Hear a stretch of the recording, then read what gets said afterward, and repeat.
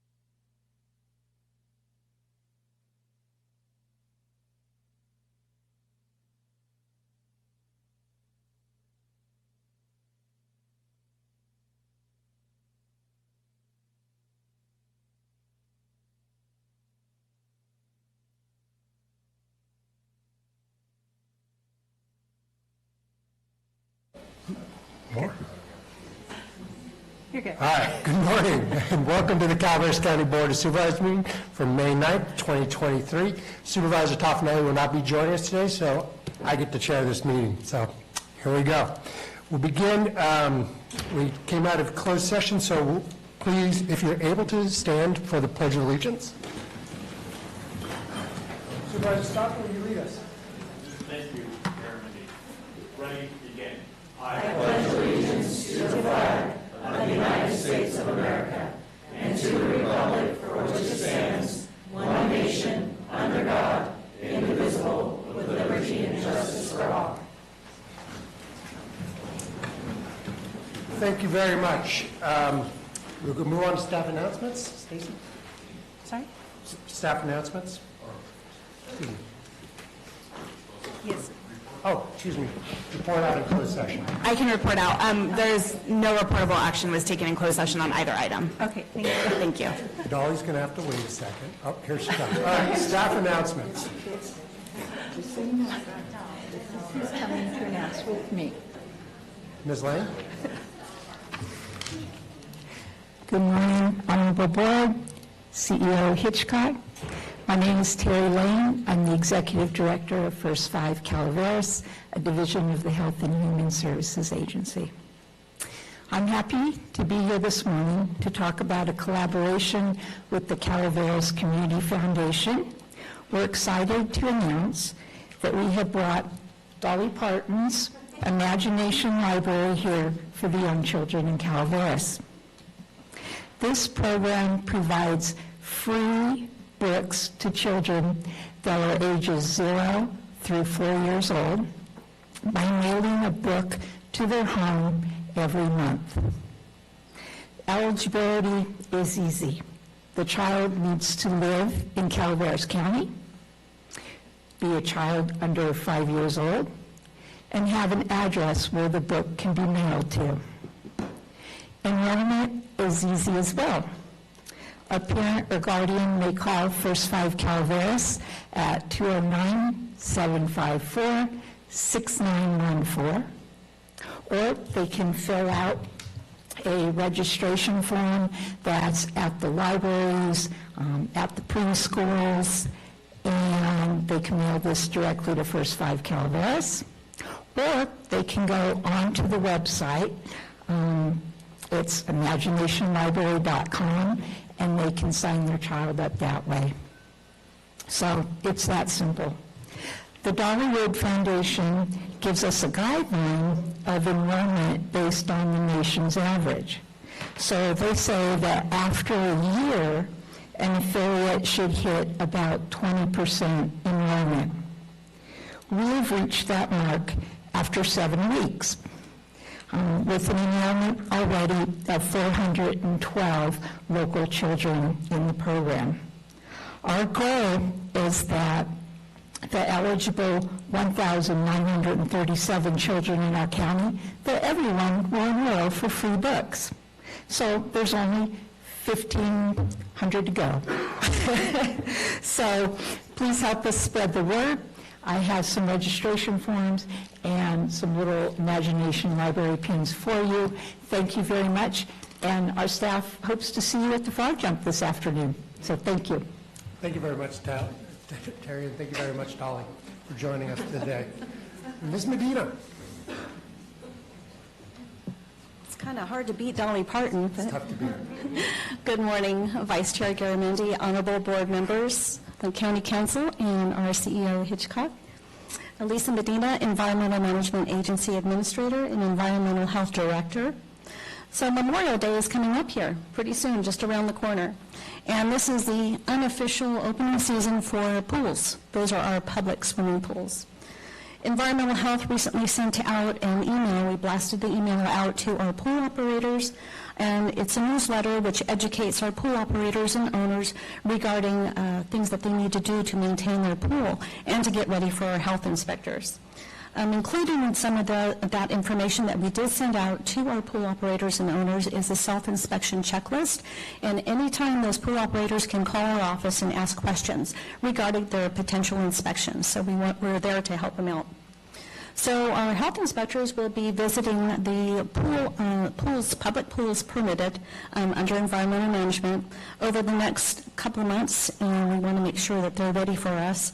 And in doing so, some of those public pools are located at apartment complexes, HOAs, other facilities include schools, Bret Harte, hotels and motels. If any of our public pool operators have any questions, please feel free to have them contact myself or our office at 754-6399, and they can speak to their assigned inspector.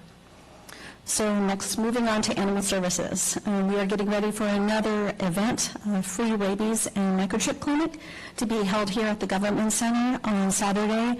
That is going to be June 10th from 9 to noon. We have Dr. Kathy Gatlin, the attending veterinarian, and we're looking forward to seeing our community out there.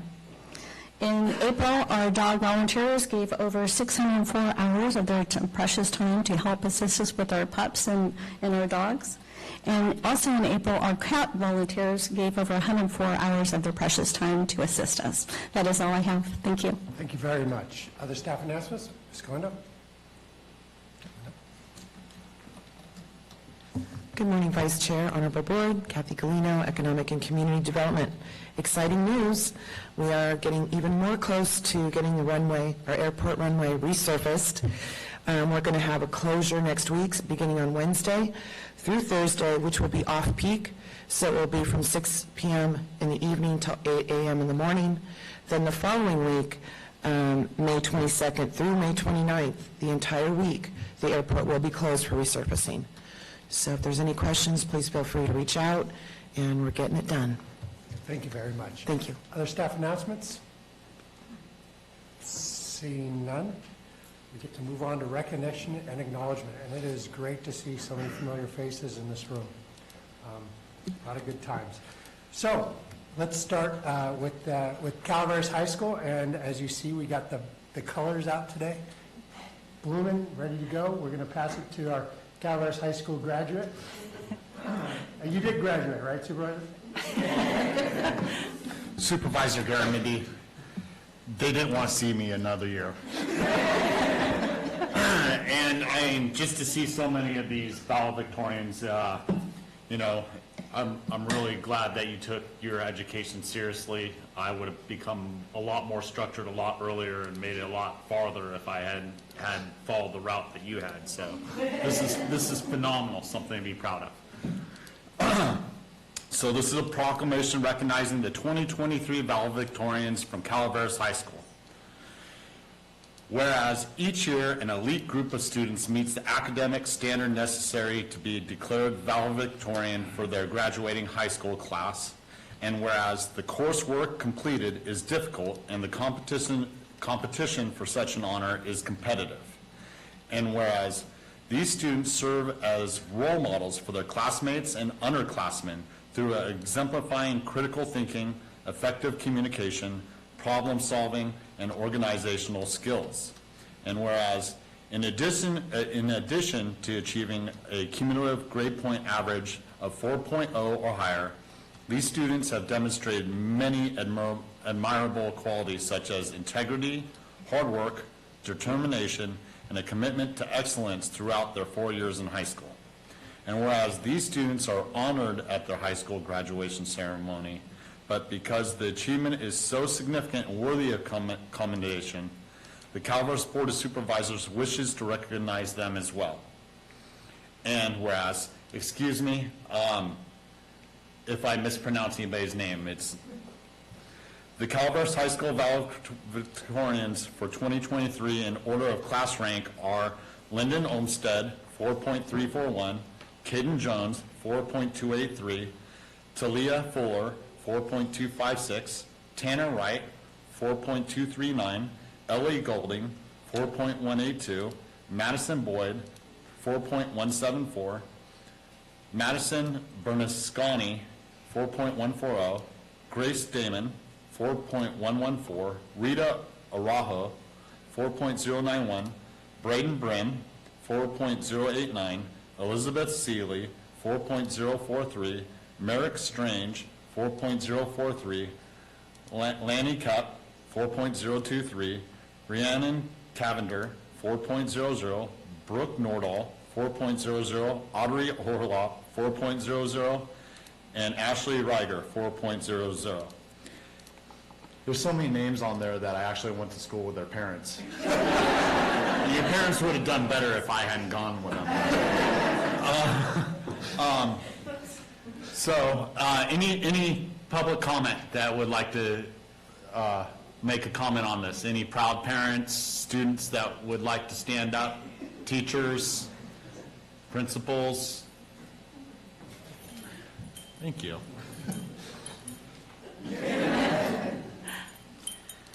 Obviously, we are so proud of the work that these students have done and so excited to see what they do in the future. These last few weeks of school will be will be fast, and we just want to be able to spend every moment with these students that have worked so hard, and I want the students to take in every moment as well.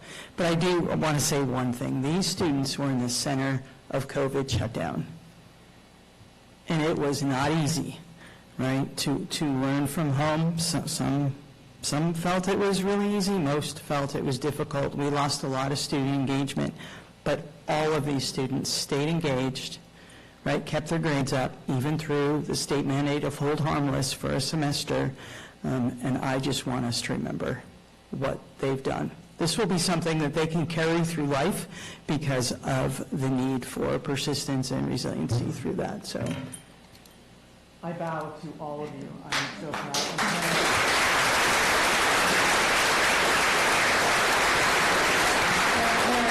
Thank you so much for all of your support for your students. This is an amazing pathway for these guys. Any further comments? Hello, Board. Supervisor Stopper, I would certainly repeat a lot of your comments myself in relationship to if we had to do over again in high school and the importance of grades and all. I'd just like to reach out, Terry Strange, my son Merrick, as well as all the other students, and just acknowledge the hard work. We have a lot of athletes here that had many hours away from school and studies, as well as so many other students that had so many other things in life going on, including COVID and all.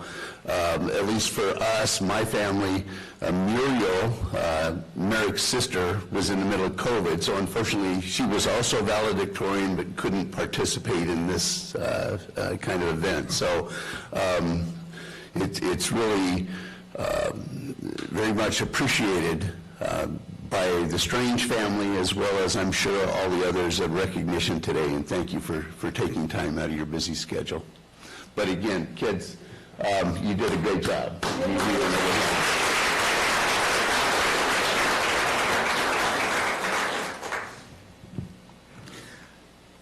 Mr. Garamendi, may we entertain a motion? Sure, maybe some board comments. I'd like to just make a quick comment.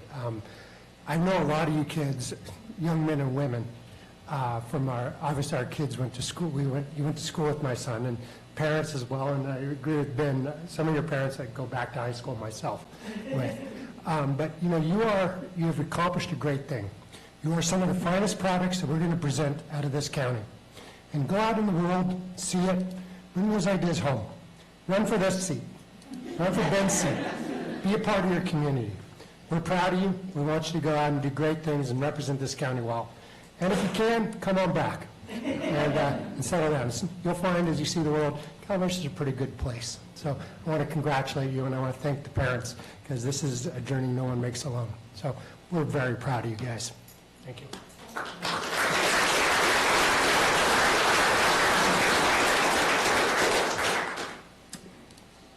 With that, Mr. Chair, I'd like to make a motion. Absolutely, Mr. Garamendi. A motion by Supervisor Garamendi. Second. A second by Supervisor Fullendorf. All those in favor? Aye. Passes on a 401 absent. Phenomenal job.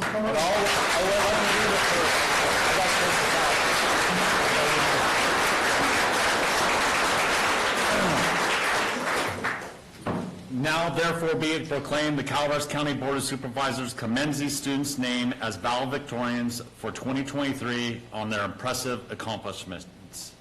Passed and adopted by the Calaveras County Board of Supervisors, State of California, on this 9th day of May 2023.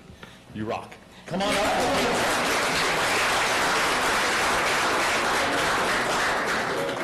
Valedictorians, come on up. Grab your photo.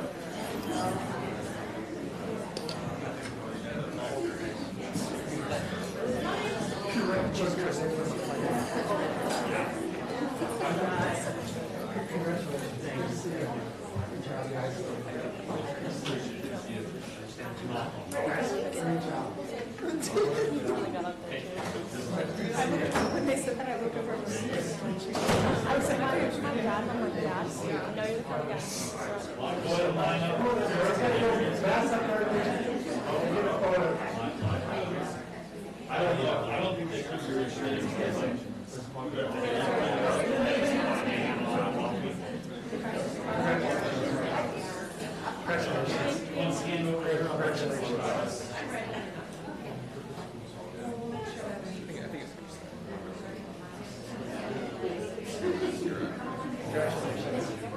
Look at you. You grew like 4 inches.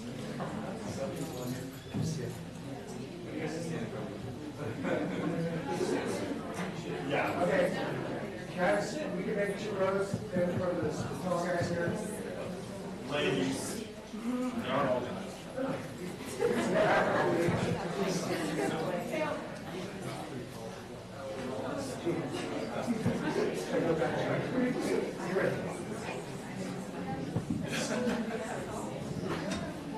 Okay, hold up your proclamation. All right. Okay, everybody this way first. There you go. Over this way first. Okay, this way now.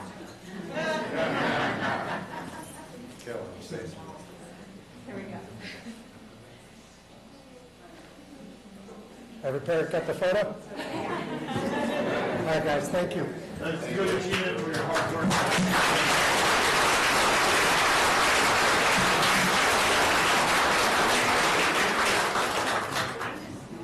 You can take it. All yours.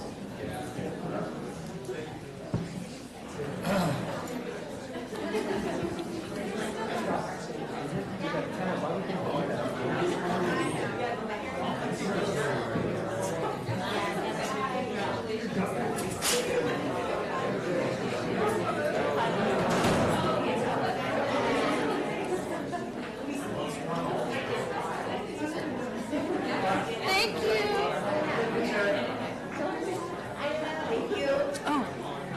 Thank you again.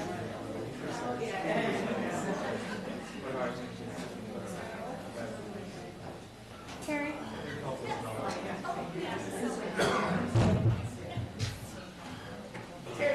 All right.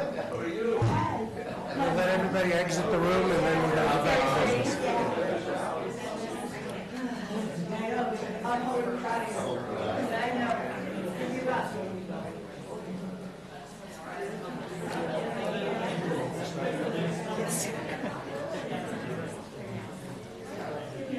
All right.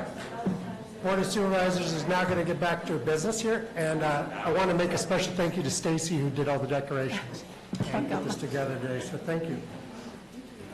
Next item is item 4, adopting a proclamation recognizing Calaveras County Fair and Jumping Frog Jubilee. Woo-hoo. All right, Mark? Thank you. I will read this. Proclamation recognizing the Calaveras County Fair and Jumping Frog Jubilee, May 18th through 21st, 2023. Whereas the Calaveras County Fair and Jumping Frog Jubilee will be held on May 18th through 21st, 2023. And whereas 2023 marks the 130th anniversary of the Calaveras County Fair. And whereas the first fair of record was held in 1893 in Copperopolis. And whereas the first modern-day frog jump was held in 1928 and is celebrating its 95th year. And whereas the annual fair is a community event which highlights agriculture, the arts, floriculture, and the best Calaveras. And whereas the Calaveras County Fair generates hundreds of thousands of dollars for the youth of Calaveras County through the Junior Livestock Auction, Industrial Arts Auction, and scholarship programs. And whereas the annual economic impact to Calaveras County exceeds $5 million, and whereas the theme of the 2023 Frog Jump is Frog Cheers for 130 years, and whereas the community celebrates together as one, and strangers become neighbors, and children make memories. And therefore, I'm sorry, I put it down to the public, I started going too far. For any comments, is there any public comment?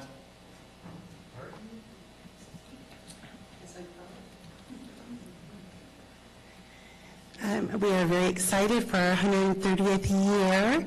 If you didn't know, this year's fair is our family of the year is the Fallendorf family, which Supervisor Fallendorf is part of. We're really excited about that. Our programs are exploding, and we're actually having to tent down at the animal area because we've ran out of barn space. I never thought that would happen, but it did. So we're really, really excited.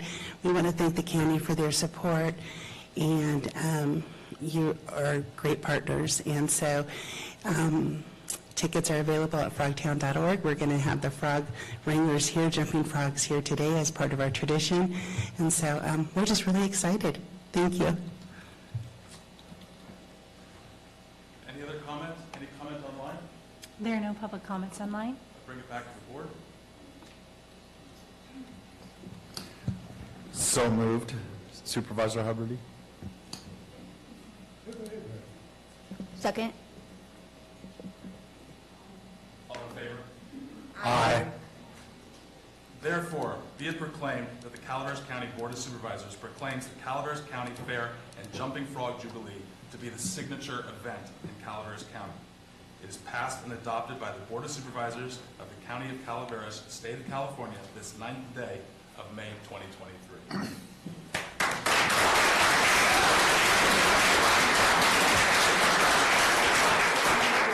Lori, you've been organizing this for so long. We appreciate your dedication for the county and keeping this organization above water and successful. Thank you. You still have to come and take the photo. Yeah, you That's going to give you comments.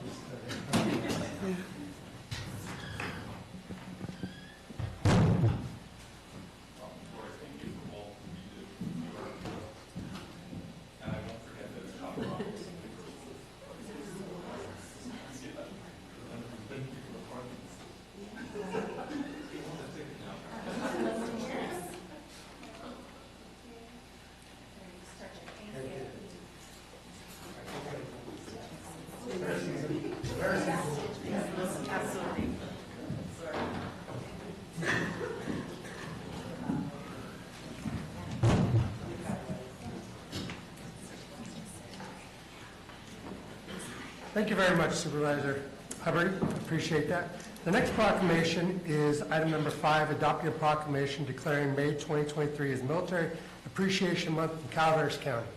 I'll take on that one. So, this is a proclamation declaring May 2023 as National Military Appreciation Month in Calaveras County. Whereas Senator John McCain introduced Military Appreciation Month in 1999, encouraging Americans to remember the sacrifices made by those who served and have served in our armed forces. And whereas millions of active duty, National Guard, and Reserve personnel conduct the work of their day, knowing they are prepared to defend our country at a moment's notice. And whereas families watch their children and siblings take their oath of enlistment or oath of office proudly, knowing what it means, what it stands for, and what it requires. And whereas May has several days of observance regarding the U.S. military, including Loyalty Day, Victory Day in Europe, Military Spouse Appreciation Day, Armed Forces Day, and Memorial Day. And whereas on federal holidays in Calaveras County, communities place flags along the main roadside and memorials to honor its military service members and veterans. Are there any public comments on this item? There we go. Good morning, Board. Madam CEO, welcome to Calaveras County. I am Brian Galicia, the Calaveras County Veteran Service Officer. And as we celebrate National Military Appreciation Month, I want to acknowledge the impact of a particular group who have served our country since before the establishment of our country. and that is the women of America. According to the 2021 USO article, Over 200 Years of Service, the History of Women in the U.S. Military, documentation shows women have served in the U.S. military as far back as the Revolutionary War. Records found one woman disguised herself as a man in order to travel with her husband into war. When he was shot during battle, she took up his post loading a cannon, even after having been shot 3 times herself. During the Civil War, over 20,000 women helped in the effort by growing crops to feed the Army, cooking for them, and other similar tasks. It is believed about 1,000 women disguised themselves as men in order to fight. World War I brought women into open service, mostly in the form of nurses. About 3,000 nurses were stationed in France near the front lines. The Navy created yeomanettes and enlisted about 12,000 women to perform clerical and telephone duties. The U.S. Army Signal Corps also enlisted women to work as telephone and on the front lines. Work as telephone and switchboard operators nicknamed Hello Girls. They often worked in France near the front lines. They would not be recognized for their high-pressure work or status as veterans until 1979. World War II brought the creation of the Women's Army Corps, or WACs, the Army's Women's Air Force Service Pilots, or WASPs, the Navy's Women Accepted for Volunteer Emergency Service, WAVES, the United States Marine Corps Women's Reserves, and the Coast Guard's Women Reserves, better known as SPARS, which stands for the Coast Guard's motto, Semper Paratus, always ready. During the war, there were 350,000 women in uniform. 432 were killed in the line of duty, and 88 were taken as prisoners of war. The Korean War saw 120,000 women serving in-country serving, the majority being nurses in mobile Army surgical hospitals, better known as MASH units. During the Vietnam War, 11,000 women were boots on ground in Vietnam. 90% were nurses from the Army, Navy, and the Air Force. Most of them volunteered to go on their own. Since the beginning of the 21st century, there have been many firsts for women. The first woman Navy fighter pilot, the first female 4-star general in the Army, the first female Coast Guard rescue swimmer. 2013 saw the lift on the ban on women in combat completely and brought women service members into direct combat roles. Women were completing rigorous training such as the Army's Ranger School and the Navy's SEAL Officer Assessment and Selection. More than 300,000 women served in Iraq and Afghanistan since 9/11, and more than 9,000 of them earned combat action badges. Women make up 16% of our nation's armed forces, serving in every branch. Please join me in celebrating the women of our U.S. military, past and present, during this National Appreciation Month. Thank you. Thank you very much.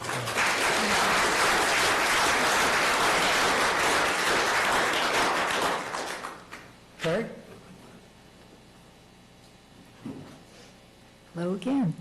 I just wanted to take this moment to thank Brian for giving that wonderful tribute to the women of the forces.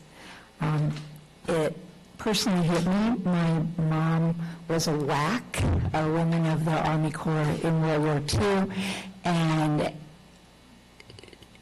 she would just be so proud that you called that out and remembered that. And my dad was also in World War II as well, and I was just sitting back there, and it just touched my heart, and I wanted to say thank you for doing that, and thank you for making this proclamation today. Thank you very much. Any comment online? There are no online comments. Let me ask a question before we get going. Can everybody who served in a uniform, including our police or fire, stand up? You know, all part of this team that makes this happen. Thank you very much.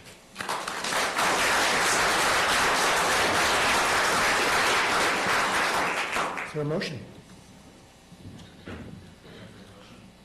Moved by Supervisor Hubbard. A second. Second by Supervisor Stauber. All in favor? Aye. Passes 4-0, 1 absent. Therefore, be it proclaimed, the Calaveras County Board of Supervisors proclaims the month of May 2023 as National Military Appreciation Month in the County of Calaveras and encourages its residents to show their gratitude by the appropriate display of the American flag during this time. Thank you very much.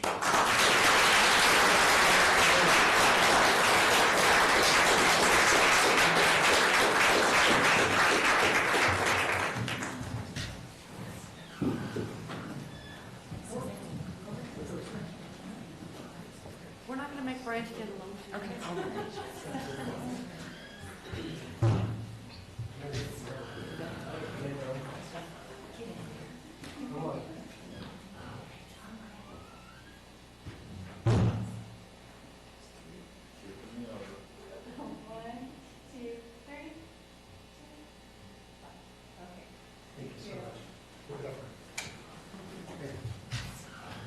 Thank you for the service. Thank you for the service.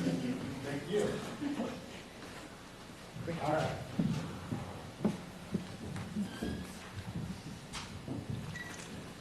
This is a proclamation kind of day. All right. Number 6, proclamation recognizing May 2023 as Mental Health Awareness Month in Calaveras County.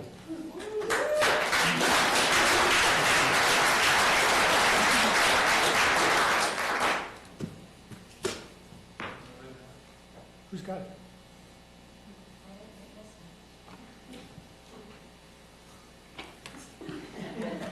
Okay, we're going to move on to, we're going to come back to this. Did I hand it to you? Wow, Jack. It's better to service than officers can solve any problem. Okay, sorry about that, guys. Ladies, who's in this one? Gary was on the committee, but how about? You've already started it off, Jack. My apologies for the mix-up. Okay. Whereas creating a safe and healthy community in which all individuals feel comfortable reaching out for the support they deserve is crucial to ending the stigma around mental health. And whereas mental health challenges are some of the most common health conditions in California, affecting 1 out of 6 adults and impacting both the person experiencing mental health challenges and those persons who care for and love the person facing the challenge. And whereas our mental health deserves the same attention as our physical health, but is far too often overlooked or ignored. This May, during Mental Health Matters Month, there is renewed focus on the actions we can take in our community to support our own mental health and the mental health of people we care about. There's no better time than now to attend to our mental health needs. And whereas the Calaveras County Health and Human Services Agency Behavioral Health Program is dedicated to enhancing ongoing supports by providing tools and resources to raise awareness and to help break the stigma in mental health. Are there any public comments on this issue? Wendy? Good morning, Board. Wendy with Behavioral Health. And I would just like to take the time to thank all of the behavioral health staff that are here today and the ones that are in the office. There's 63 of them that keep our program running, from transportation to billing to therapists to case managers to the peer specialist. We couldn't do it without them. So thank you all. And with that.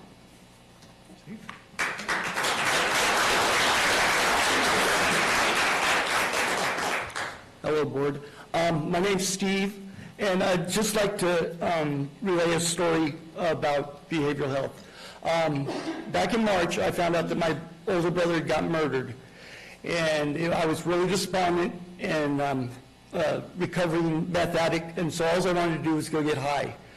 But I went and talked to my coworkers, and everybody surrounded me, and you would not believe how great Calaveras County's behavioral health system works. It completely showed me.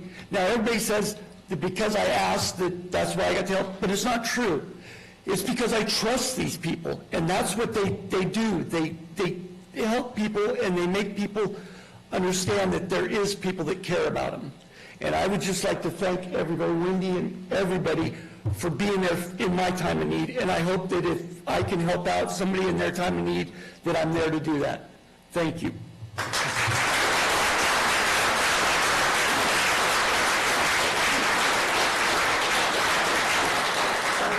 And Steve, you help out a lot of people. Good morning, or afternoon, I should say. My name is Todd Massenau. I am a case manager for behavioral health. I've actually worked for our county, and want to say hello to our new CAO, Hitchcock, and board members. Thank you. And I've actually worked at our county for 16 years, 16 years. The first 14 years are in substance abuse, and I want to emphasize the importance of mental health.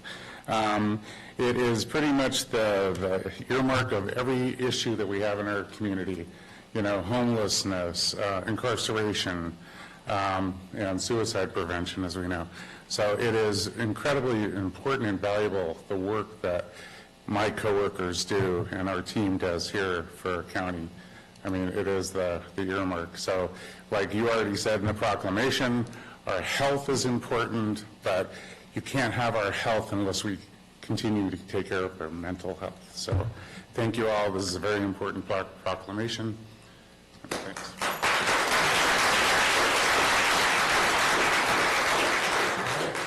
Maybe you're... Hello. I'm usually a silent community member, but I do work on the ground levels of behavioral health, and I help a lot of my community people.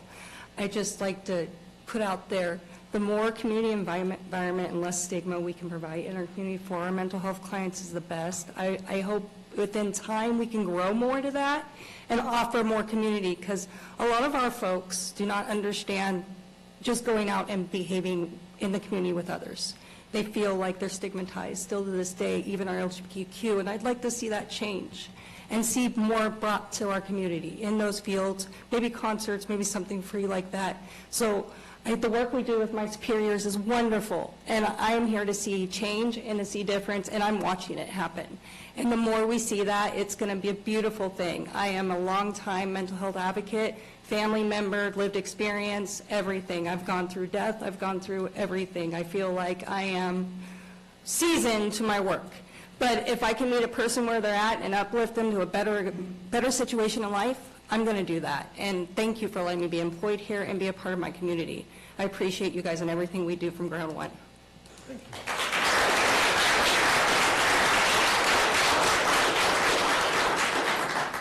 All right. I see no comments online. Is there a motion? Oh, I'm sorry, we do have a comment Sorry, online. I have a comment online. Yes, we do, yes. Chelsea Childers. Chelsea? Hi. Hi, we can hear you. Okay, I wasn't sure who went through. Hi, my name is Chelsea Childers. Excuse me. I am going to the Peer Wellness Center in San Andreas. I started, I don't know, like 2-3 months ago. And sorry, I personally feel that the Wellness Center and the Mental Health Department is one of the greatest things that this county has to offer anyone. The year before last, I was living in Santa Rosa for a year homeless, trying. Sorry, I think there was a problem. Did we lose Chelsea? No, she's there, sorry. There was a problem. Chelsea? Yes, sorry. Sorry, go ahead. Sorry. I do apologize. I was trying so hard to get help in a different county. And I even got a 5150, or I tried to get a 5150 at a hospital in an ER twice in that county. And I got told my access appointment for their help for emergencies was 3 months out. I moved 2 days before that appointment to this county. within a month, I had services with you guys. And since then, I have been actually making progress, being able to recognize when it's too much for my brain, actually making sense of my own mind just because of the mental health department with you guys. And to be perfectly honest, the wellness center in San Andreas is a massive part of that. Because once my brain was under enough control, I was looking for people that were like-minded, that were going through the struggles or have been through those struggles and could understand where I was at without judgment. And now I'm actually facilitating the music group on Mondays. And I absolutely adore it. It's one of the things I look forward to every week. And I can't thank you guys enough for having this program, and I want to do everything in my power to help this program flourish. Thank you very much, Chelsea. Chelsea, I apologize, but we're limited on time, but I want to congratulate you on your progress and thank you for your kind comments to our program. And continuing to volunteer, as Steve said, helping other people out. Other comments? Seeing none, I'll bring it back to the board for a motion. I'd like to make a motion, Supervisor Garamendi, and also thank Chelsea and everyone else who shared. That shows progress and strength to be able to share those stories of those points of our lives. Thank you. Second. I'll second. Second by Supervisor Fallendorf. All in favor? Aye. Opposed? Passes 4-0, 1 absent. Now, therefore, be it proclaimed that the County of Calaveras Board of Supervisors proclaims the month of May 2023 as Mental Health Awareness Month in Calaveras County and commits to increasing awareness and understanding of mental illnesses, reducing stigma and discrimination, and promoting appropriate and accessible service for all people with mental illness. Thank you very much. And once you guys all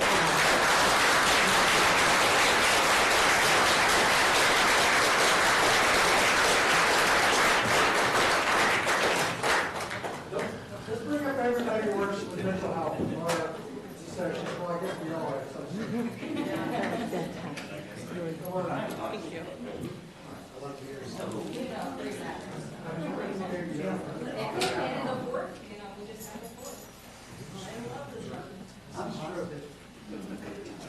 All right.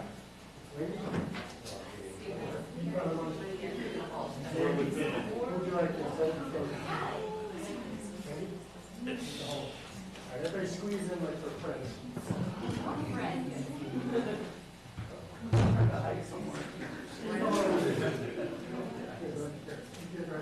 Yeah, I'll get everybody. You want me to go through a second round? No, I got everybody. I have a good time. It's not enough. Thank you guys very much.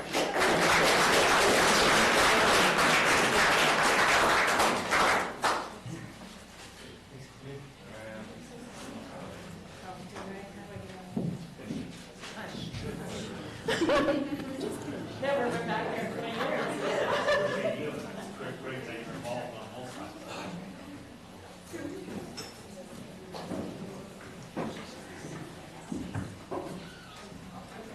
All right.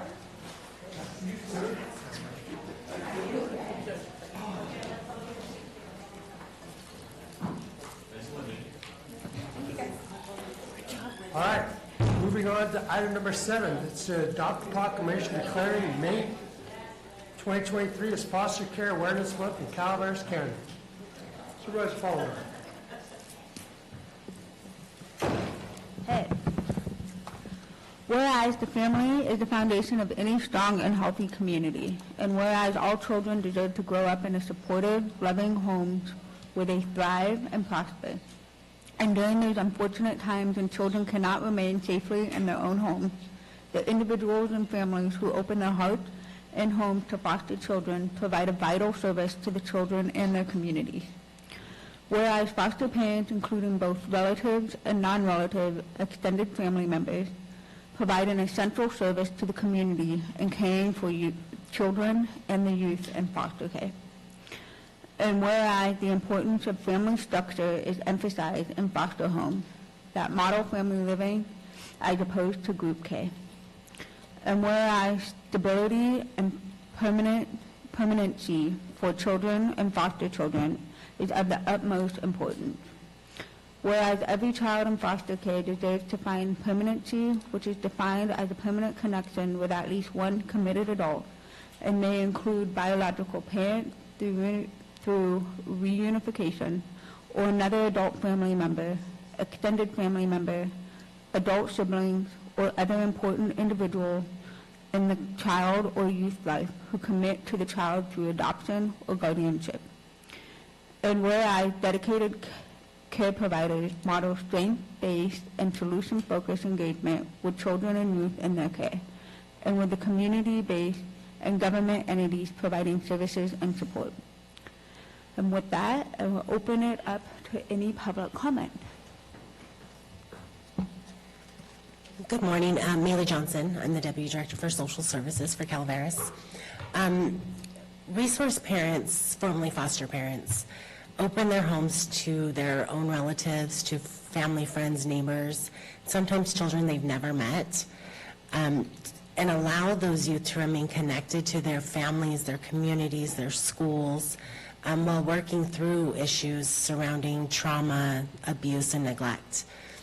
And Calaveras County Child Welfare would really like to take this opportunity to give thanks and appreciation to all of our resource families in Calaveras County for keeping our Calaveras County children and youth connected to the things that matter most to them, while showing kindness, compassion, and support for the children in their care. Thank you. Thank you. Are there any other public comments? Are there any online? There are no online comments. Okay. With that, I'll bring it back to the board. Is there a motion? Moved by... I just wanted to thank Bailey and all, and Health and Human Services for the incredibly valuable work that you guys do. It is hard work, and it seems like every time you tell me a story, I barely keep my stuff together. So thank you. Thank everybody in your shop. You guys are really doing wonderful things. With that, I'll make a motion. Okay. Second. Moved by Garamendi, second by Stopper. All those in favor? Aye. Any opposed? Passes 4-0, absent. Now therefore be it proclaimed that the Calaveras County Board of Supervisors does hereby proclaim May as the Foster Care Month, and calls upon its citizens, community groups, tribal partners, religious organizations, government agencies, and concerned individuals to engage in the effort on behalf of foster children, their families, and resourced families during this month and throughout the years. With that, thank you.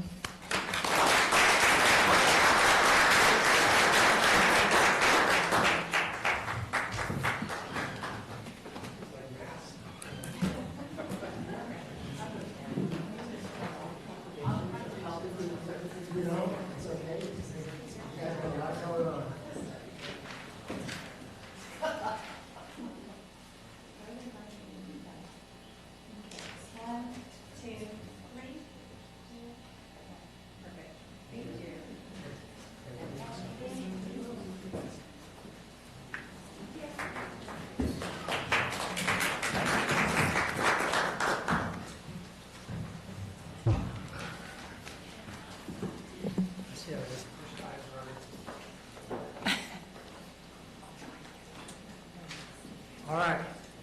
Here's what we're going to do. We're going to do public comment, then I'm going to give everybody a 5-minute bio break before we dig back into the rest of this agenda. So, with that, we'll move on to public comment, general public comment. This is for items that are not on the agenda. So, got something that's not, if this item on the agenda, I will stop you and we'll bring it back to later on. But until then, you got 3 minutes. Please. Good morning, board members. My name is Javier Caltenco. I'm a Public Information Officer with the U.S. Small Business Administration, Office of Disaster Recovery and Resilience. And currently we have a declaration, our presidential declaration here in the state of California. Actually, we have a couple, but the one I'm going to talk about today has to do with the severe winter storms that happened during February 21st and continuing. Tuolumne County has been declared as a primary county, and since Calaveras County is next to it, is considered a contiguous county, so therefore small businesses who are suffering economically, they can actually apply for the economic injury disaster loan that we have available. We have, okay, so we call it EIDL, it's for short. That's a working capital loan to help those businesses pay for any financial needs that they have to pay on a monthly basis. So we want to make sure that they're continuing their operations. So if they're having a hard time making any payments for their electricity, water, rent, or any other expense similar to that, they can apply for the economic injury disaster loan. As I mentioned, these are loans and they are low interest. So for businesses, currently the interest rate is 4%, and for nonprofit organizations is 2.375%.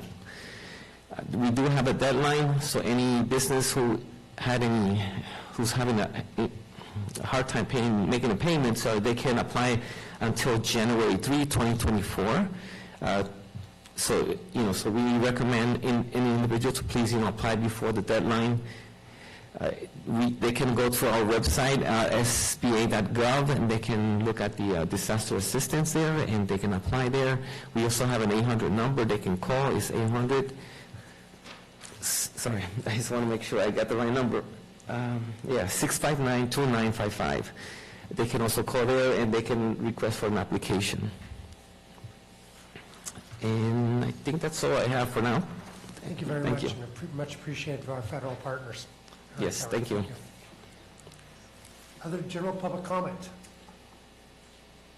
Anything online? There are none online. Going once, going twice. Board recognizes a county poet laureate. Going once, going twice, I was like, Sorry, it's fair season. Good morning. Well, yes, my name is Linda Torr, and I am the Calaveras County Poet Laureate, and I meant to be here in April, but things were kind of crazy. So I wanted to give a little report about what's been going on. And I brought you a little gift, a poem in your pocket. It's something that happens every April, and it's something that I've been going around to different events and having people pick poems, put them in a library pocket, and my only charge is to read the poem to someone else. So in your little poetry pocket, I have 3 poets that I wanted you to be acquainted with. The first is Dana Gioia, who was a previous California Poet Laureate from 2015 to 2018. He was also, back in the day, president of the National Endowment for the Arts and created Poetry Out Loud that now occurs all across the country. And the second one is Lee Herrick. He's the current California Poet Laureate. And the third poet is Susan Kelly DeWitt, who's an incredible poet out of Sacramento. They're all 3 going to be at a special event that's part of my laureate program, July 15th at Big Tree State Park. So this is quite a coup for us to get these 3 poets all in the same spot. So I'm really excited about that. And so I have that for you. And then I'd just like to share a poem real quick. One of mine. Who else is dizzy with spring? Long after our Phoebe sings about morning, chickens scratch in the yard offering long-lost eggs as a kind of gratitude. Who else is dizzy with spring, turning fresh with green above and below, swirls of pine? I lie like a child in a bed of fallen blue, rise into the low sun, leaving young grasses bent with the impression of my faint life. Who else swims in the buzz of bees, waiting to be buttercup crazy, waiting to hover in drops of dew? Thank you. Thank you so much. Yeah. And thank you for your service to our community as our laureate in our schools. Really quickly, I ran out. Oh, no, It's, okay. I didn't know I was going to be chair, so I'm going to take privilege and let you finish. Okay. One of my other projects is community source poems, and I want to have one for every district in our county. I have enough to create a poem for District 2, but I need more. So you might see me with a table outside of a market or something, trying to get people, all I need is a word, a phrase, and I pull them all together to make a poem that represents your district. So I need more from District 5, 4, and 3. So Jack knows how to contact me, so I would appreciate that. Thank you. Thank you so much. And the gauntlet is thrown down, ladies and gentlemen. Very well. With that, we will close public comment. We were going to take a 5-minute break. We'll resume here at 10:05. Thank you.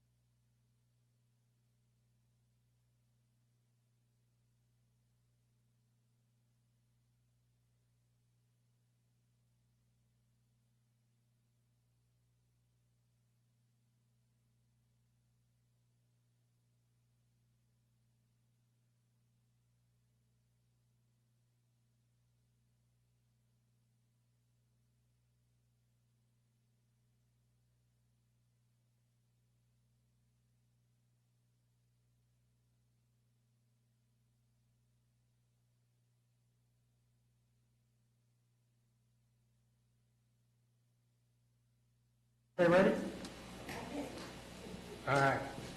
Welcome back to the Board of Supervisors meeting.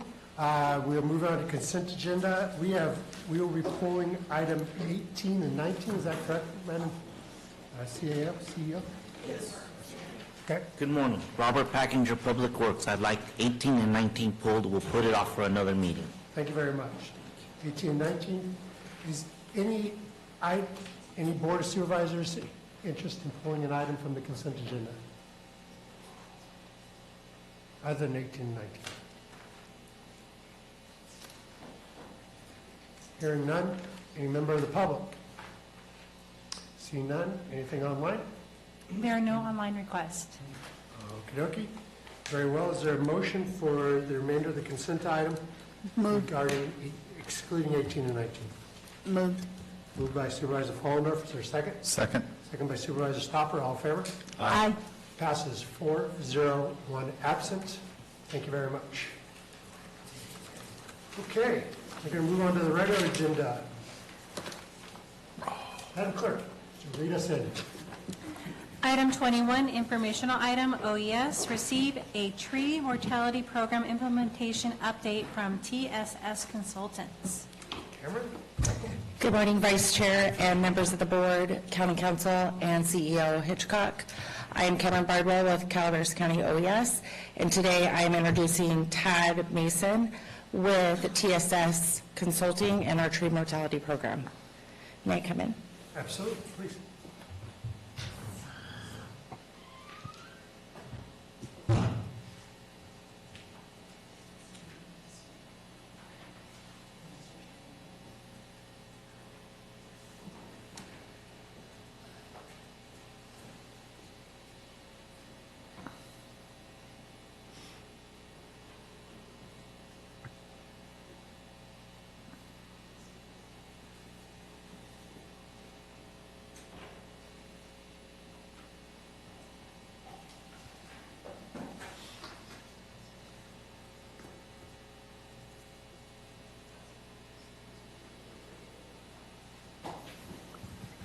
Okay, Cameron, would you like me to step in?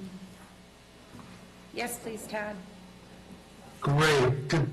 Thank you. First, I'd like to say, representing TSS Consultants, I'm really impressed with the set of proclamations that the board has managed to portray this morning. Especially impressive was the celebration of scholastic achievement by the valedictorians. Clearly, they are the future of our community. I would say our future looks bright. At any rate, getting back to the tree mortality program, TSS Consultants was retained by the county in October of 2017 to implement tree mortality removal, basically removing hazardous trees along all county roads. Since that time, we have implemented 44 projects, removing over 11,000 trees, and these trees basically were removed across private lands, federal lands, and all of these, of course, outside of the Butte Fire footprint. One of our projects coming up, though, we will be operating within that Butte Fire footprint here. This slide deck is just a short set of slides, basically reviewing the 7 projects that we have in various stages of planning and implementation. And we'll go to the next slide here. We can skip one. There we go. Okay. Project 41 is located on the Stanislaus National Forest management lands along county roads. This is a project of 264 trees targeted for removal. The project costs due to the CalOES participation is 75%, and then 25% by the U.S. Forest Service. All project costs are covered here, consistent with the Good Neighbor Authority, which we put together last year on behalf of the county. We're working on the draft invitation to bid right now, but really, because of the snow conditions and the snow load, we're not able to implement at this time. Next slide.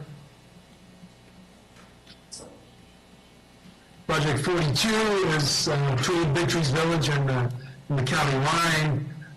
We've got 28 right of entry forms returned, totaling 84 trees within the project.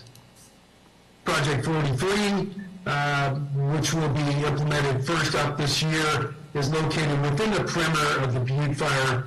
We've got 26 trees targeted for removal, and these were only trees killed by beetles or other causes outside of the wildfire impacts.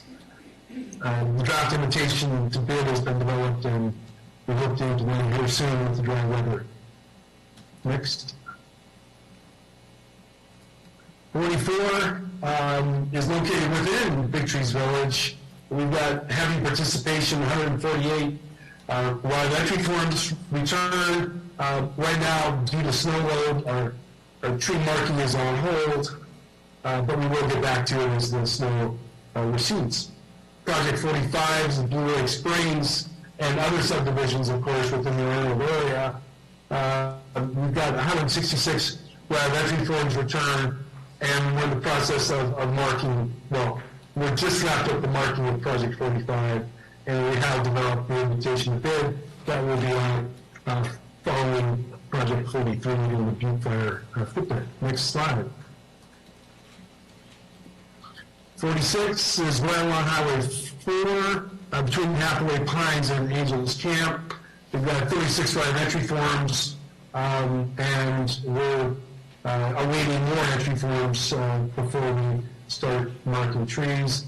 47 is between West Point and McCollum Hill. We're in the process of basically receiving more right of entry forms. We have 44 right now, and we're continuing to do outreach to try and ramp up the number of participating landowners. Next slide. So as dry weather permits operations, we plan to implement all 7 projects this year. Tree mortality continues to be an issue. I know this was a wet winter, but we still have residual from past dry seasons, and beetle count is still high. Some of the more severe areas of the county that are impacted are at the higher elevations. We're especially seeing impacts to the red and white fir at the upper elevations. Next slide. I think this is the last slide. There we go. This is a summary slide that we include in our quarterly updates, just summarizing the financial outline, if you will, of the project. As we know, the state contributes 75% of the project costs. On top of that, there's a 10% allowance for administration.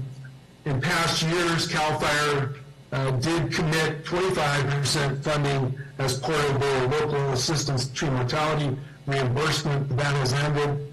Bottom line is the cost to the county for the removal of over 11,000 trees has come to about $214,677.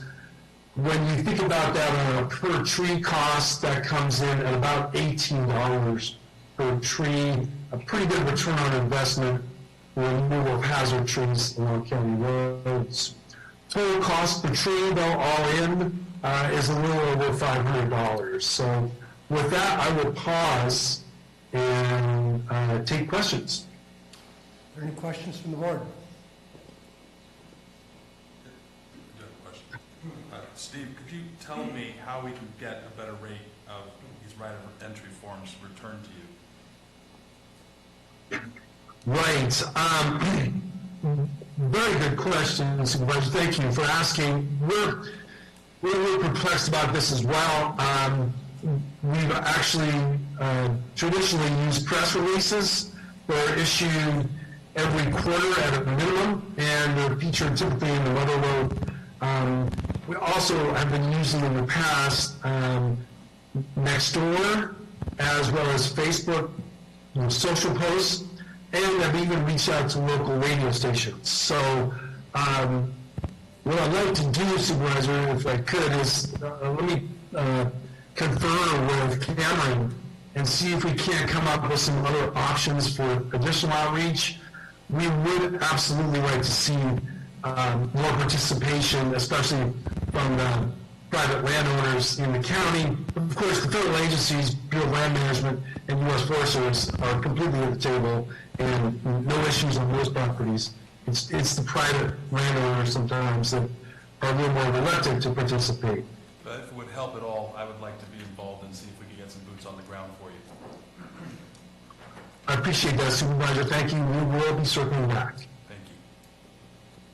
The questions from the board? A quick question, Ted. This is Jack Carmody. What we do, for those of us who don't do Facebook or know what Nextdoor is, we do traditional, we do mail to the tax address, I'm assuming, as well.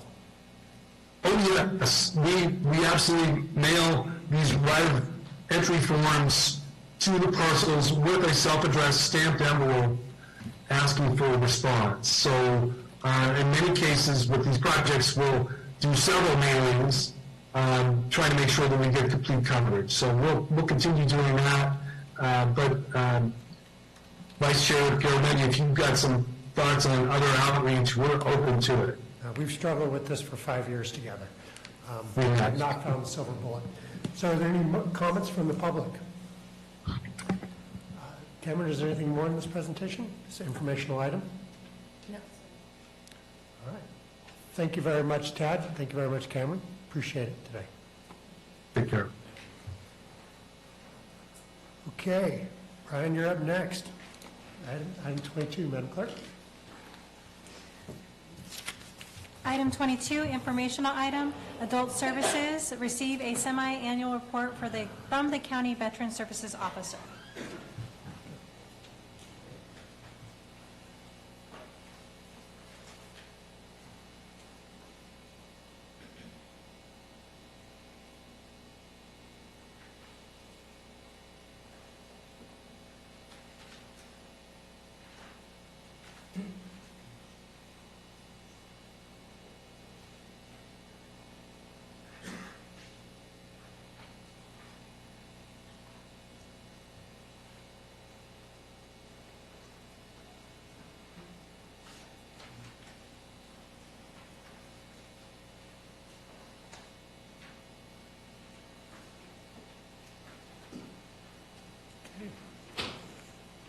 Welcome.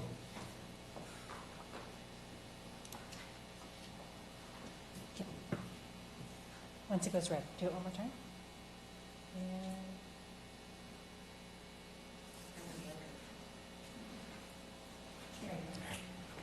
Good morning again.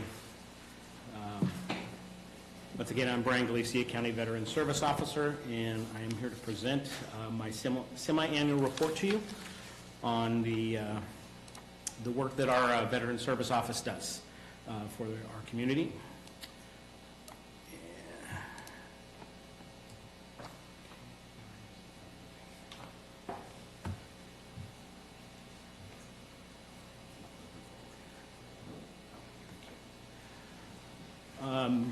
I give this report every 6 months to give you an overview of the impact our office has on our community.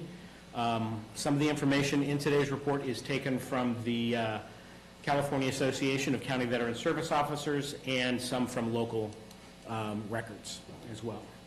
Each of you was given a copy of the 2022 CACVSO annual report that comes out every year in February. And I hope you've had an opportunity to review it. The first thing I'd like to point out is how we did as far as new awards. The first item there under veteran population, compared to last year, it looks like we've lost about 300 veterans in our county population. That could be due to veteran passing, it could be due to them moving. However, last year was about 4,309, so we lost about 300. We are still seeing people in person and getting a lot of phone and email contact. Compared to last year, we did, I believe it was a little over 200 claims. This past year, we did 407. The new awards, previously we did 1.3 million, and we more than doubled that this last year. And this is just new awards to veterans receiving disability compensation. If we do the math on that, the general fund support that my office received in that fiscal year was $197,845. The return on that investment to what was brought into the county economy was about $15.47 per dollar spent. So that's more than double, because last year was just under $7 on the return. Let's see, so our local statistics, and this is just from January 1st, 2023 through March 31st, 2023, so the first quarter of the calendar year. We received 232 calls, 172 in-person visits, and a total contacts of 404. We conducted 4 outreach events and received 59 new contacts from those events. Claims-wise, we submitted 257 claims. 166 veterans were represented in those claims, and 76 of them were for compensation, disability compensation. 46 healthcare enrollments. The total retroactive awards that are given to veterans who apply for disability compensation was $158,610.96, with new monthly awards totaling $26,517.37. Since the beginning of the fiscal year 2021, we processed 10 college fee waivers totaling $74,586. The next slide is a new graph that I came across, my mentor shared with me. This shows the progress our office has made fiscally beginning in fiscal year 2012-2013 through 2021-2022. And as you can see, 2021-2022, we have just under $8 million in federal money coming into the Calaveras County economy from veterans benefits alone.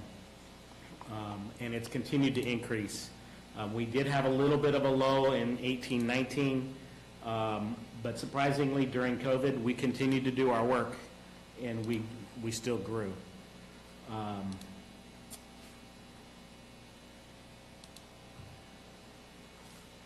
But there's more to our office than just the money and the statistics.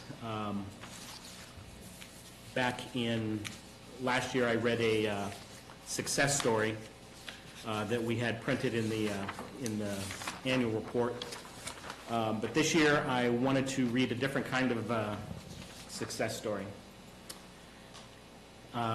In September 2021, Mr. Neil Parrish came to work in the Veteran Service Office as an extra hire program coordinator.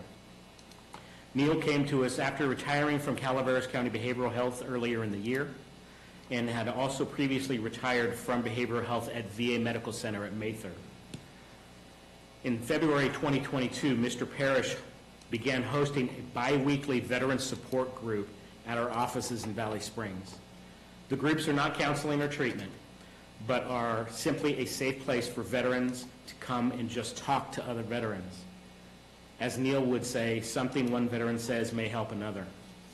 The group started out small with just 2 or 3 veterans showing up. However, as time went on, more began showing up. A recent group saw 7 participants in session. During last year's county fair, we were approached by Supervisor Callaway, asking about having a group somewhere in the Highway 4 corridor. We immediately began searching for a location and found the Ebbets Pass Veterans Memorial District in Murphys, with whom we had partnered with in the past for medical outreach. In July of 2022, Mr. Parrish brought the bi-weekly Veterans Support Group to Murphys.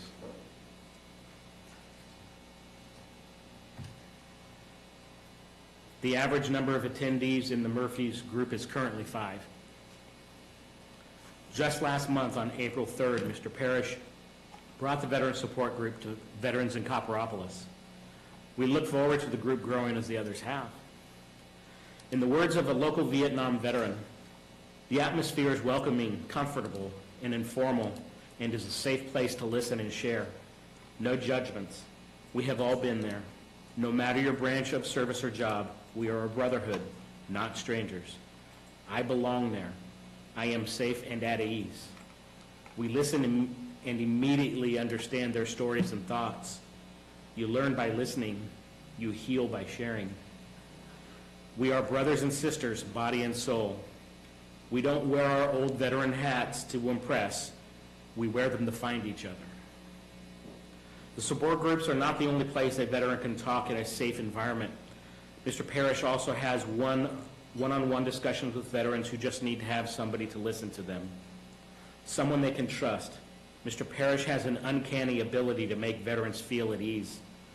Veterans find themselves wanting to open up about their lives, and that makes all the difference to them.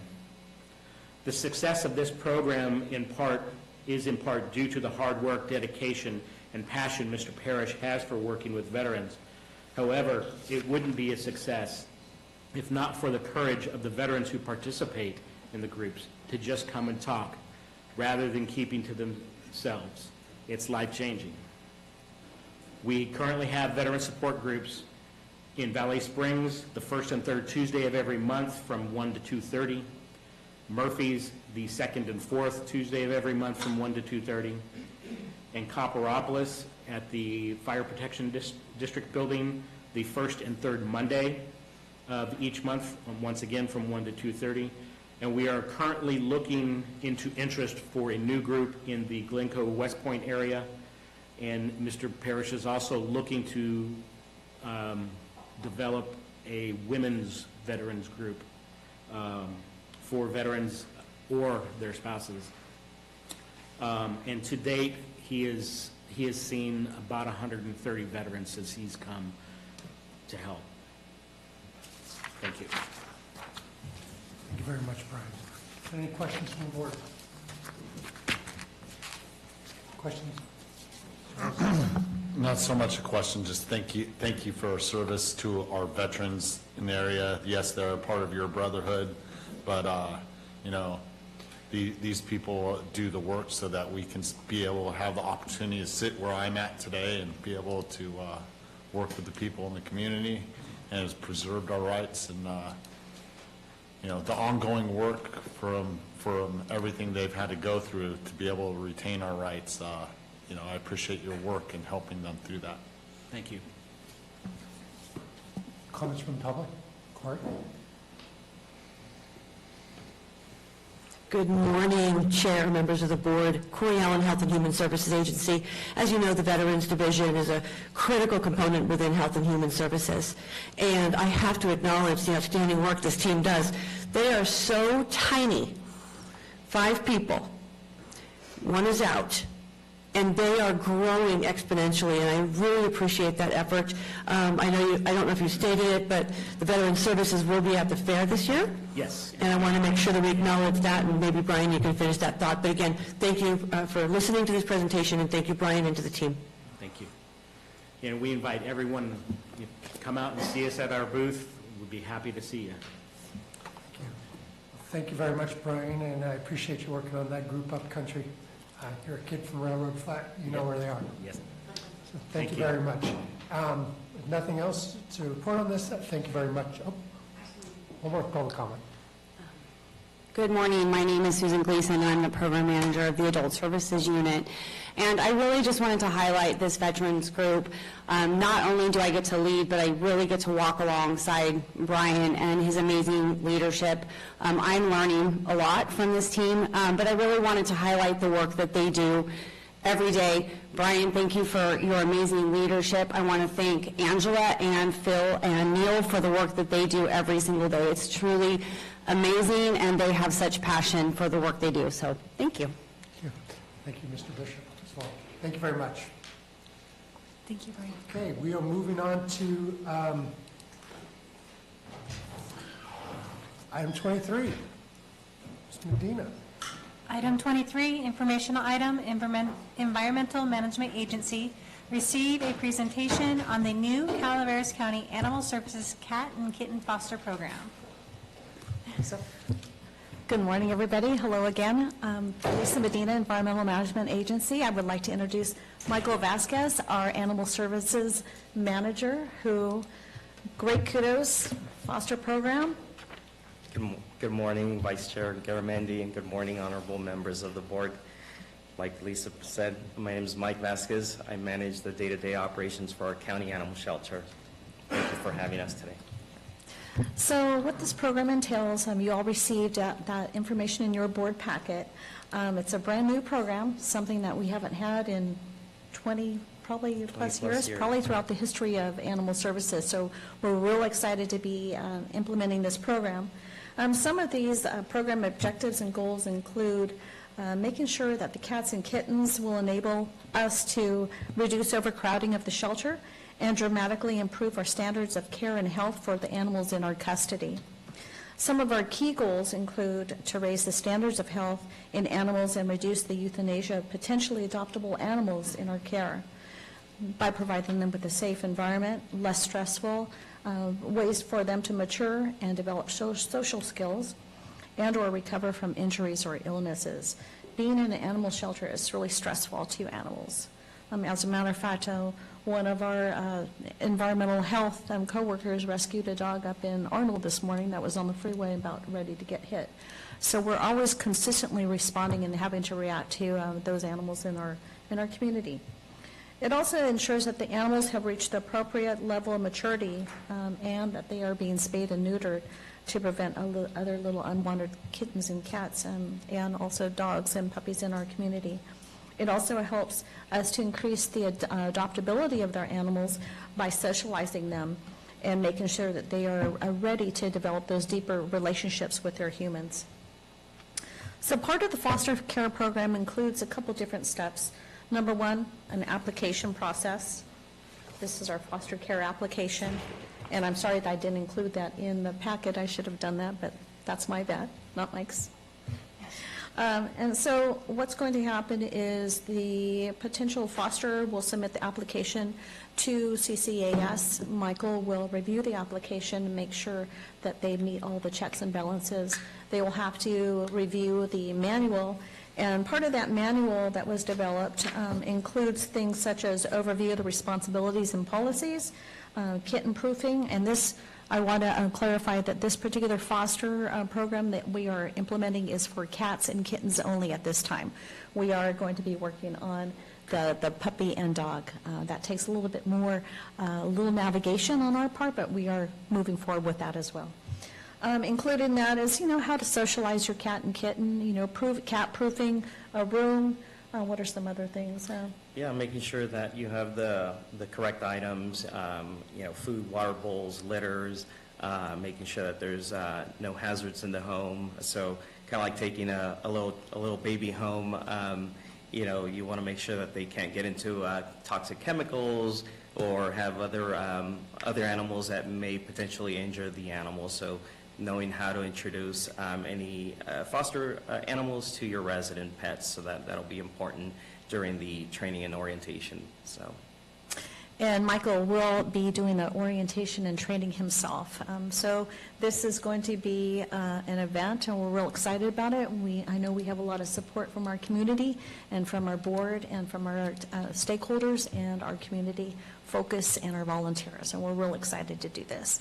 This will also create a little less stress, on some of our volunteers and also our employees. So we're really looking forward to it. And with that, if there's any questions, we'd be happy to answer them.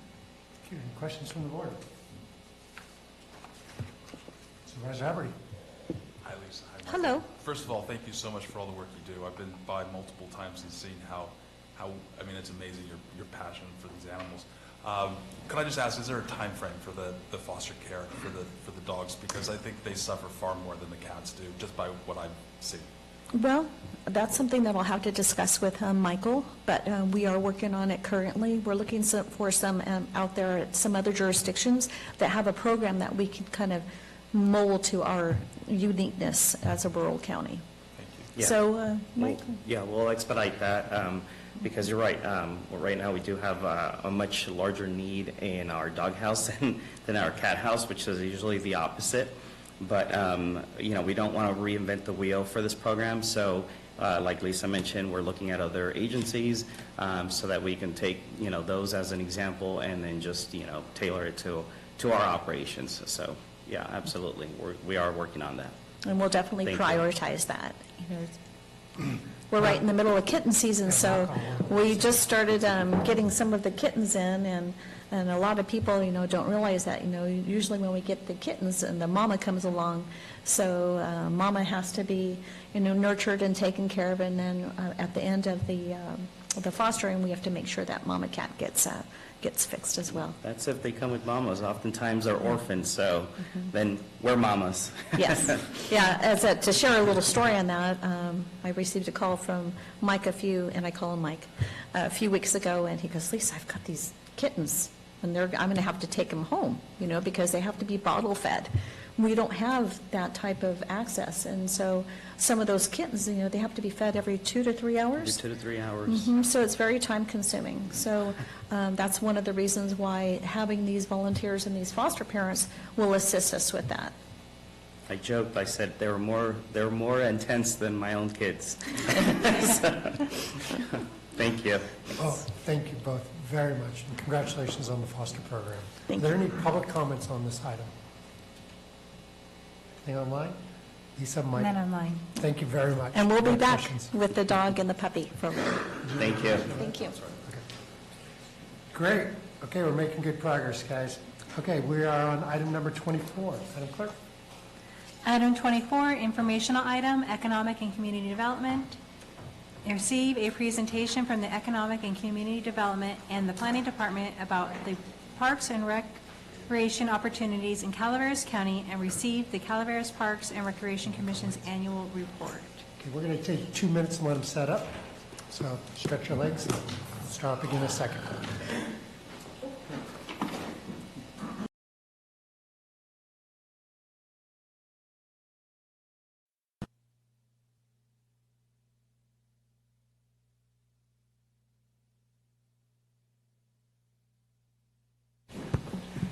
Welcome back to the Calaveras County Board of Supervisors meeting. We are on item number 24.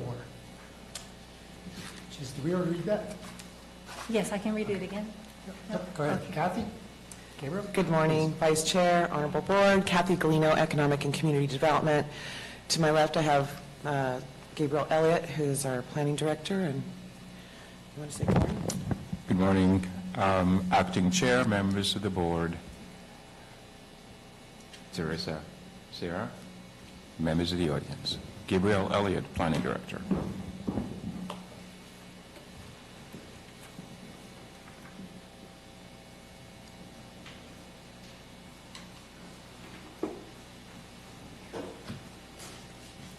Here we go.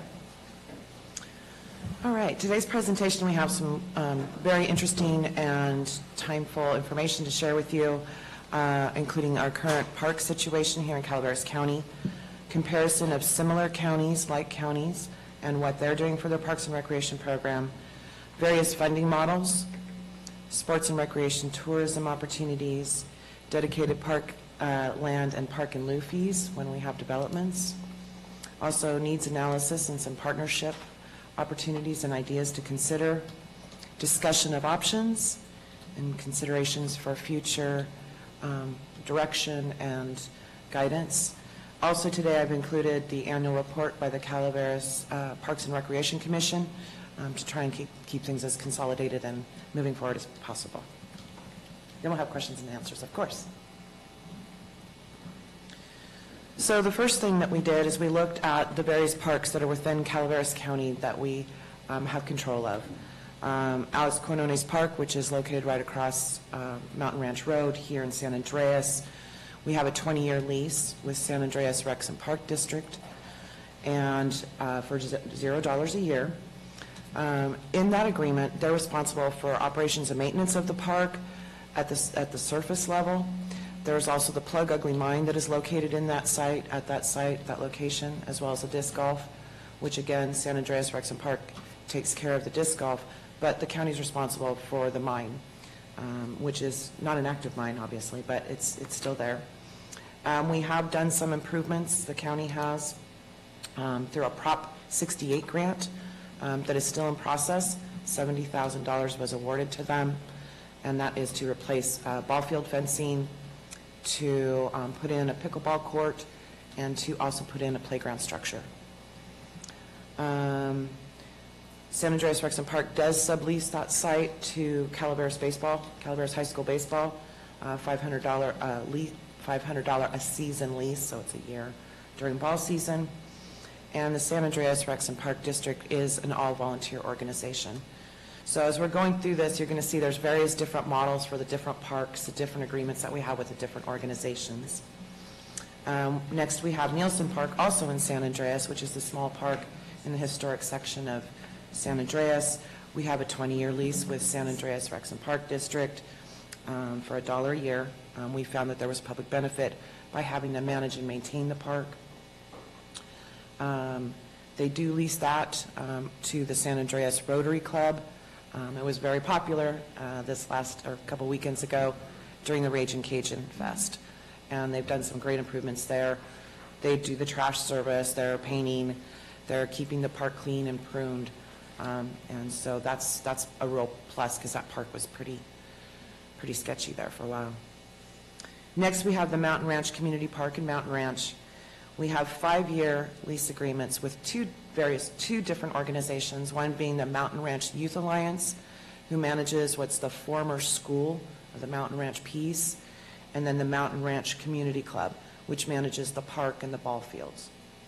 We have those two different community groups that each rent for $1 a year. Again, we found a public benefit finding because they manage and maintain those properties, and mowing and watering and all the various things. I also was able to get some information regarding what their annual resources or income are from the various events that they hold. So for Mountain Ranch Youth Alliance, they have about a $22,000 annual revenue. Mountain Ranch Community Club, it's unknown at this time. They have done some various car shows, they did a seed exchange program, craft fairs, and some other things. I was not able to get all that information. I think that they've been pretty busy trying to get caught up with weather and spring and a lot of maintenance at the park. Next, we have Murphy's Park. This is a 25-year lease with Murphy's Community Club. They're responsible for maintenance and collects all the revenue from special events and park rental. The county is responsible for utilities, so this is a different one, totally different model. The county is responsible for their power, their water, their sewer, solid waste, and telephone. That costs the county about $14,415 a year. And I did get some stats from Carol Rosselli this morning. Obviously, I couldn't get them into the slide presentation for that, but their annual revenue is about $22,000 a year. Again, all volunteer staff, and they do a lot of work and great things out of that park. Next, we have Railroad Flat Community Center, which is our newest acquisition that we have, and Park and Community Center. This is a 5-year lease with Blue Mountain Community Renewal Council for $1 a year. This is also a project, a Prop 68 project of $300,000, where BMCRC is responsible for all utilities and maintenance, and the county has retained 350 square feet approximately of part of that facility for use to be determined in the future. And we have an offset for common space maintenance areas, the common space maintenance areas of $250 a month for that square footage that we have. So the county cost on that is about $3,000 a year. We don't, being that the project is so new, we are unsure as to what their annual revenues will be, what the future growth of that site will be, and the various opportunities. I do want to make a note that some of these parks do receive some facilities maintenance assistance. We've had incidences where there's an emergency and we've had to deal with a water issue or a line issue, but they're one-off emergency repairs. But for the most part, the county's model is that we have agreements with the various community organizations, and they in turn are responsible for maintenance and repair of the facilities. Now I'd like to look at what some other counties are doing.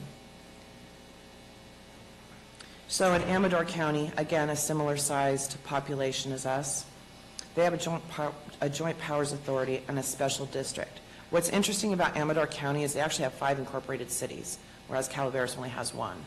So they've got a more robust group of participants and funding opportunities. They have multiple programs. They have recreational pools. They have parks. They have impact fees, mitigation fees, bingo. They partner with the schools. They developed a mitigation for park dedication in lieu of $3,200 per house that's constructed. You can see that their budget and funding, they have a $400,000 annual budget, a $6.50 per person assessment as our regional impact fees. Their annual budget is about $1.07 million, and they have 4 full-time employees. Tuolumne County has a dedicated county recreation department. They have sports fields, facilities for rent, camping, youth centers, aquatics, etc. I want to emphasize the camping piece. The one thing Calaveras does not have is camping, where we actually collect camping fees and other types of recreation. Tuolumne County's budget is $700,000 a year. Their revenue is about $150,000. And the interesting thing about this particular county is that they received a $400,000 grant for a drought tolerance grant.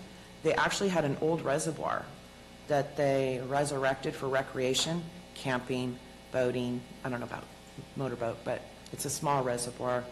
But they were able to revive that site and make it a money maker. And they have 4 full-time positions paid. Siskiyou County has no programs. They have 3 parks and rec districts, and Mount Shasta has 3 parks, Dunsmuir has 6 parks, and Weed has 5 parks.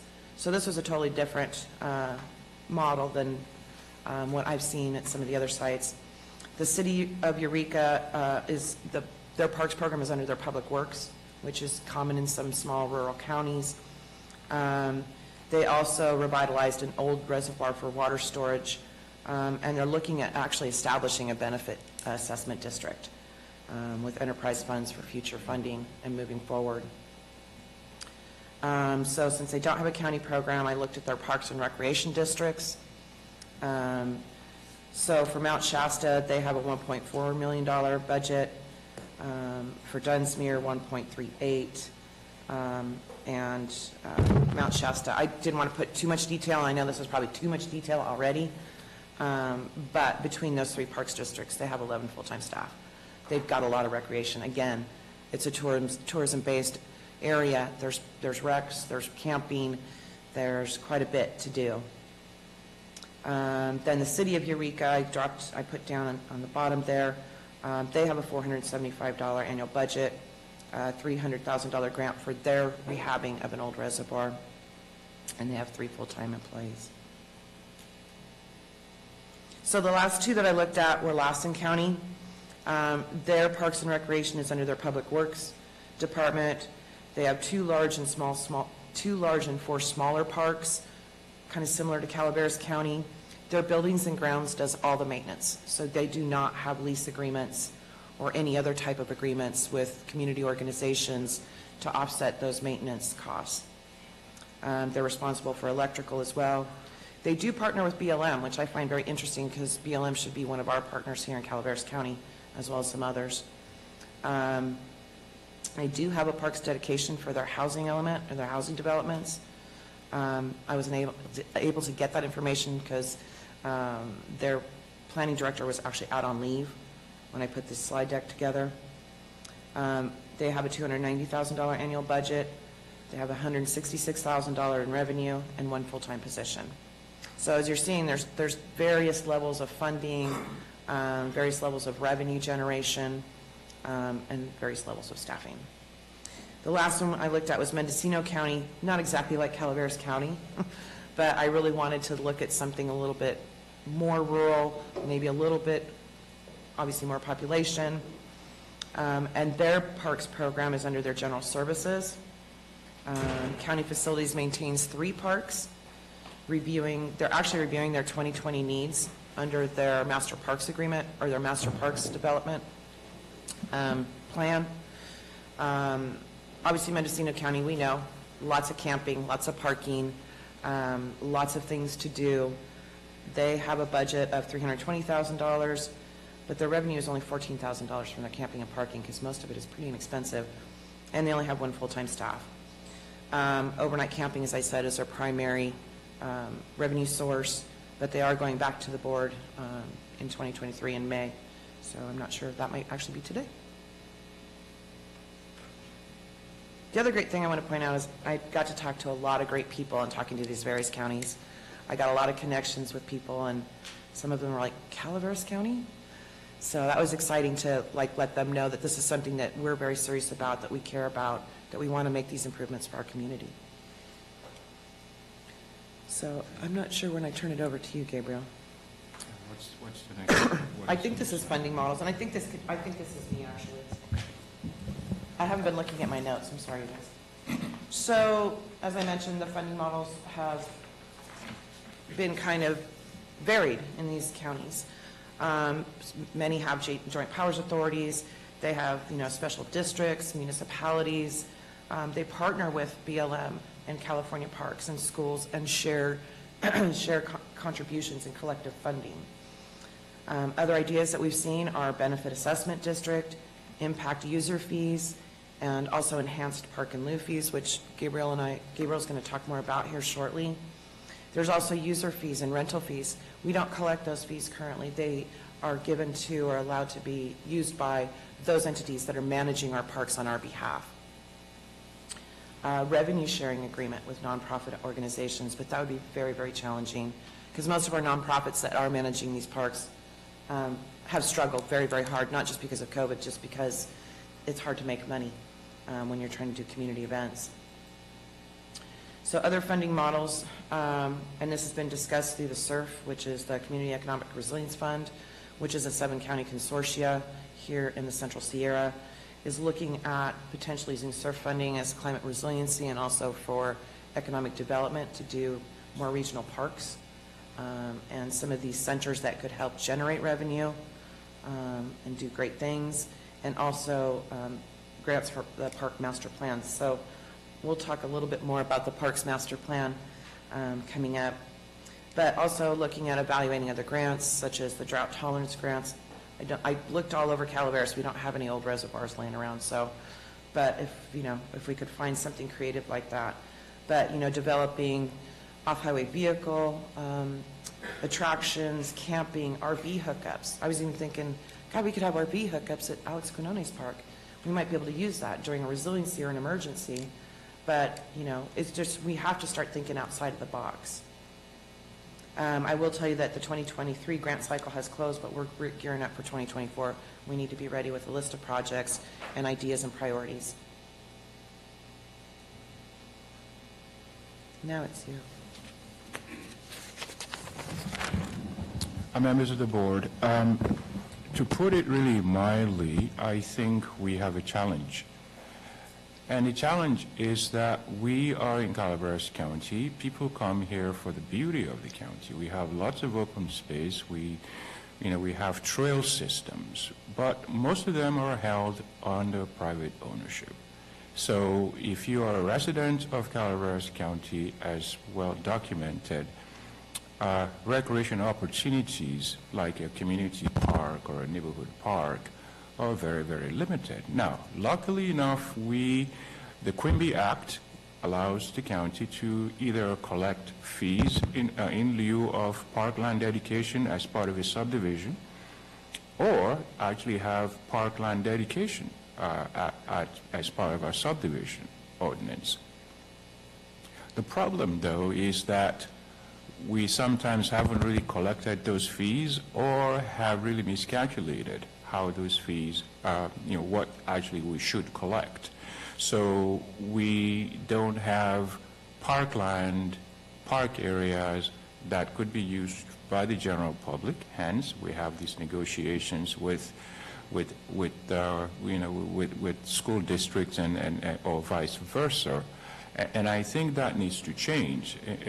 I think we need to start looking very, very hard at being known as not only a very beautiful community, but also a community that fosters recreation. And by that I mean we need to have community parks in neighborhoods. We need to have small little parks for other purposes, because we have the means to do that, and the state law allows us to do that through the Quimby Act.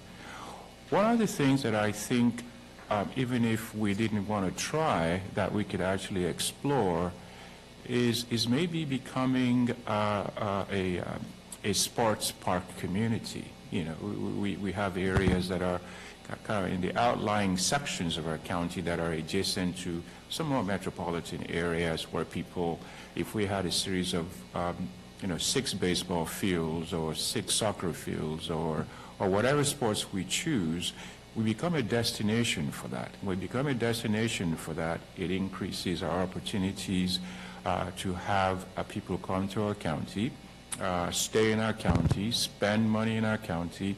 Then we become recognized for that. But that's really going to take an effort, and that effort really lies in being able to have a parks master plan that identifies all these goals and policies. Now, it's not a really pie-in-the-sky thing.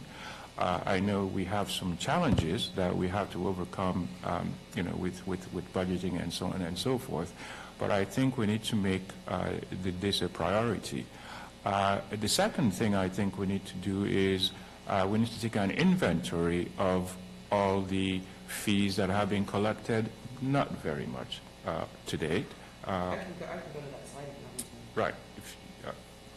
This is how we. This is the formula, and I was never a math major, but I had a heck of a time with it. And it's. Oh, go ahead. Right. So the chapter 1624.030 actually gives us how we can actually make a determination on whether or not we're going to collect in lieu fees for parks or park dedication, parkland dedication. The parkland dedication part is really not that difficult. However, when somebody dedicates parkland and that parkland is behind a gated community, it becomes sort of a challenge if that parkland is really not available to members of the entire community.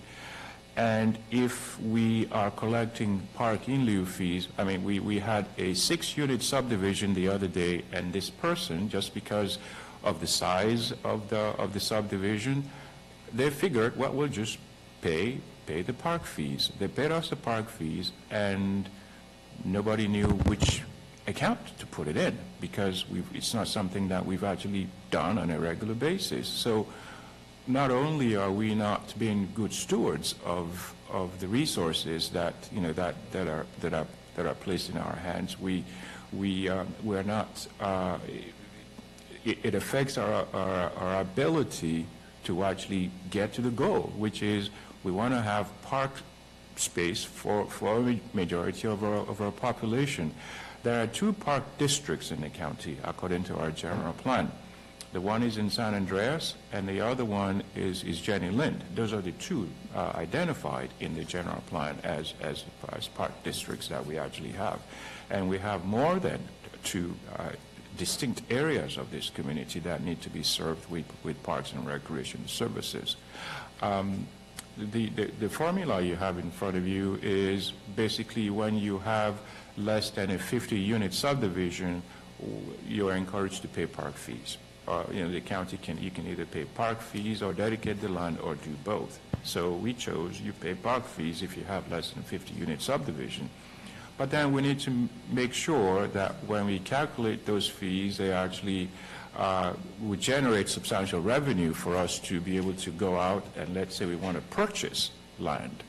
A lot of our vacant lands, as you well know, are either, in conservation easements and things of that nature, but there might still be some opportunities to pick up parkland properties. But I think from a recreation standpoint, it is one of those things that I would encourage the board to really take a very close look at so that we can provide this particular amenity for members of our community. What is the next one? The next slide talks about the need to update. Right. So I was speaking to Mr. 1624, Chapter 16 actually falls within the Public Works Code because it's part of our subdivision. So, and the need to update how we actually allocate, not how we allocate the fees, but how what we collect is basically established by the Quimby Act. For every 1,000 population we have, we can ask for as many as as low as 3 acres and as high as 5 acres. Most communities range between that 3 and 3.5. We are at 2.5 for every 2.5 acres of land for every 1,000 population that we have in our county.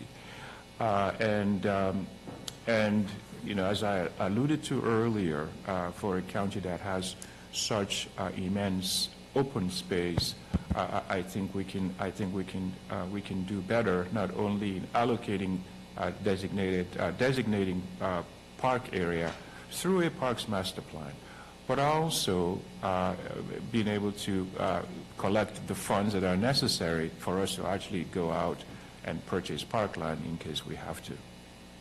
And one of the things I want to point out is this is actually out of the actual ordinance. And I guess when this ordinance was written, I believe it was 2008, we actually had a community development department, which I wasn't aware of. So, and that part of the recommendations also come from the Parks and Rec Commission, which we do have commissioners here today. So that we probably need to look at that, work closely with our public works folks, and see if we can get that modernized. Needs analysis and partnerships. You want me to take that? Yeah. Okay. Go ahead. I have it for you, but I'll do it. So, in having conversations, excuse me, with various folks in our commission, on our commission, it's imperative that we develop a master plan, I believe. In 2008, we started with an interim document that's about this thick. 2012, we had a draft document that was put together by the Calaveras County Parks and Rec Commission. It's about half that thick, but it never got approved or adopted by the board. It's not something that I think we can do internally. I think it's something we need to do externally or look at community partners to help us with. It was done initially by the Calaveras Parks and Rec Commissioners. The document was drafted that way. And then having conversations with our Council of Governments folks, they've been very active, especially in the bikes and pedestrian pathways program. We need to roll that information into a Parks Master Plan. Also looking at the general plan and making sure we capture all the pieces that we need to have a document that, A, will point us in the direction we need to go, make a list of priorities, and to identify funding to go with each of those as we have these funding streams that come down year after year. We need to consider looking at improving our existing parks for revenue generation. We really need lights in our parks. I've talked to so many people about why don't we have lights? Why don't we have ball fields at night? Why don't?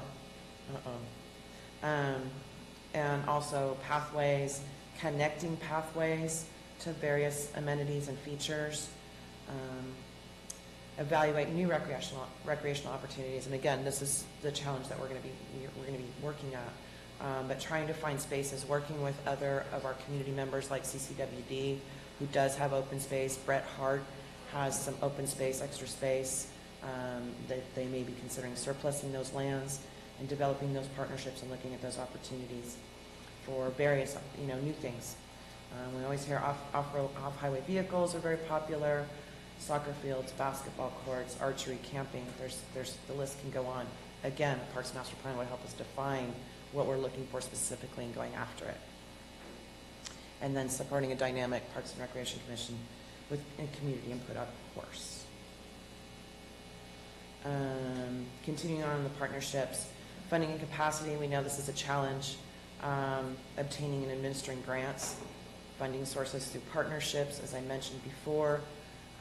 Developing, I kind of got ahead of myself because I'm so excited about the Parks Master Plan.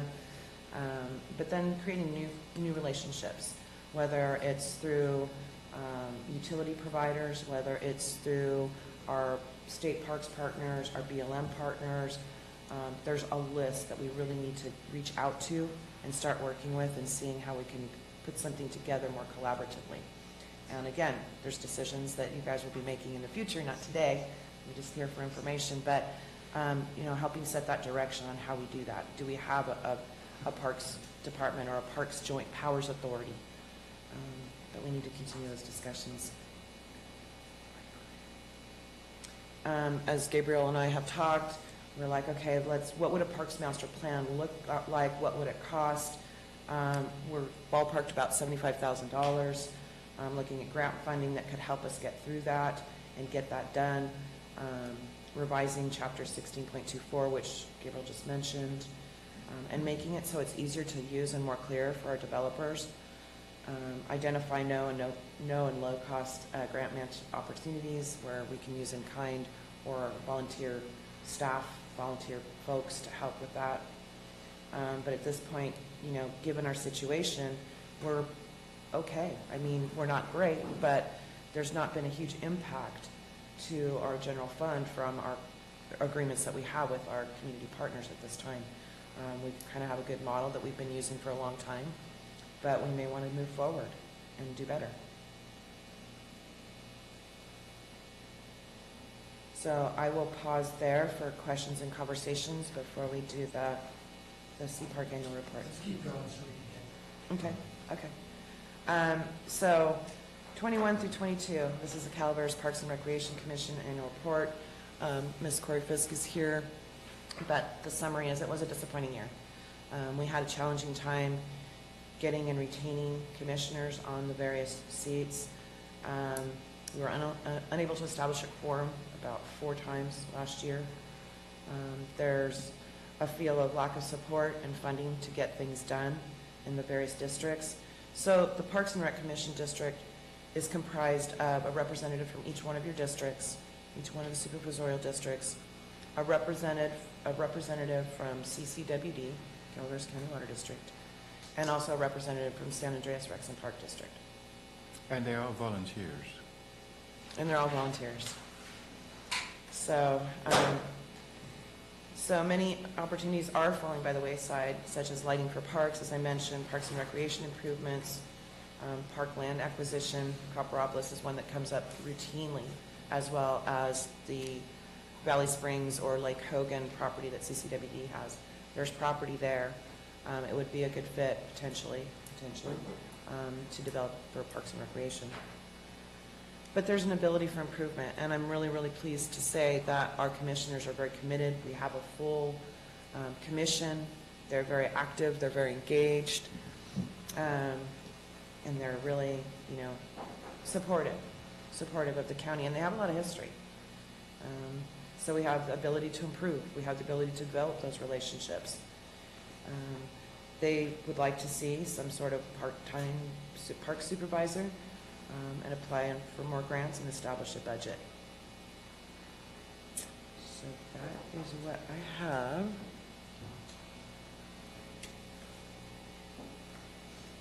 Thank you very much.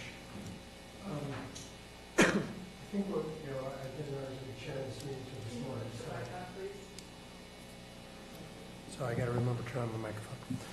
But what I want to, but what I think we're going to try to accomplish here is you guys, obviously received the report. I'd like to hear from the commissioners who are here, and then I'm assuming you are seeking some sort of direction from the board. Absolutely. Absolutely. Okay, so I will, as chair, try to drive us towards a direction as we get to these questions. But before we start, our commissioners are in the room. Would you guys like to add to this report before we start asking our questions?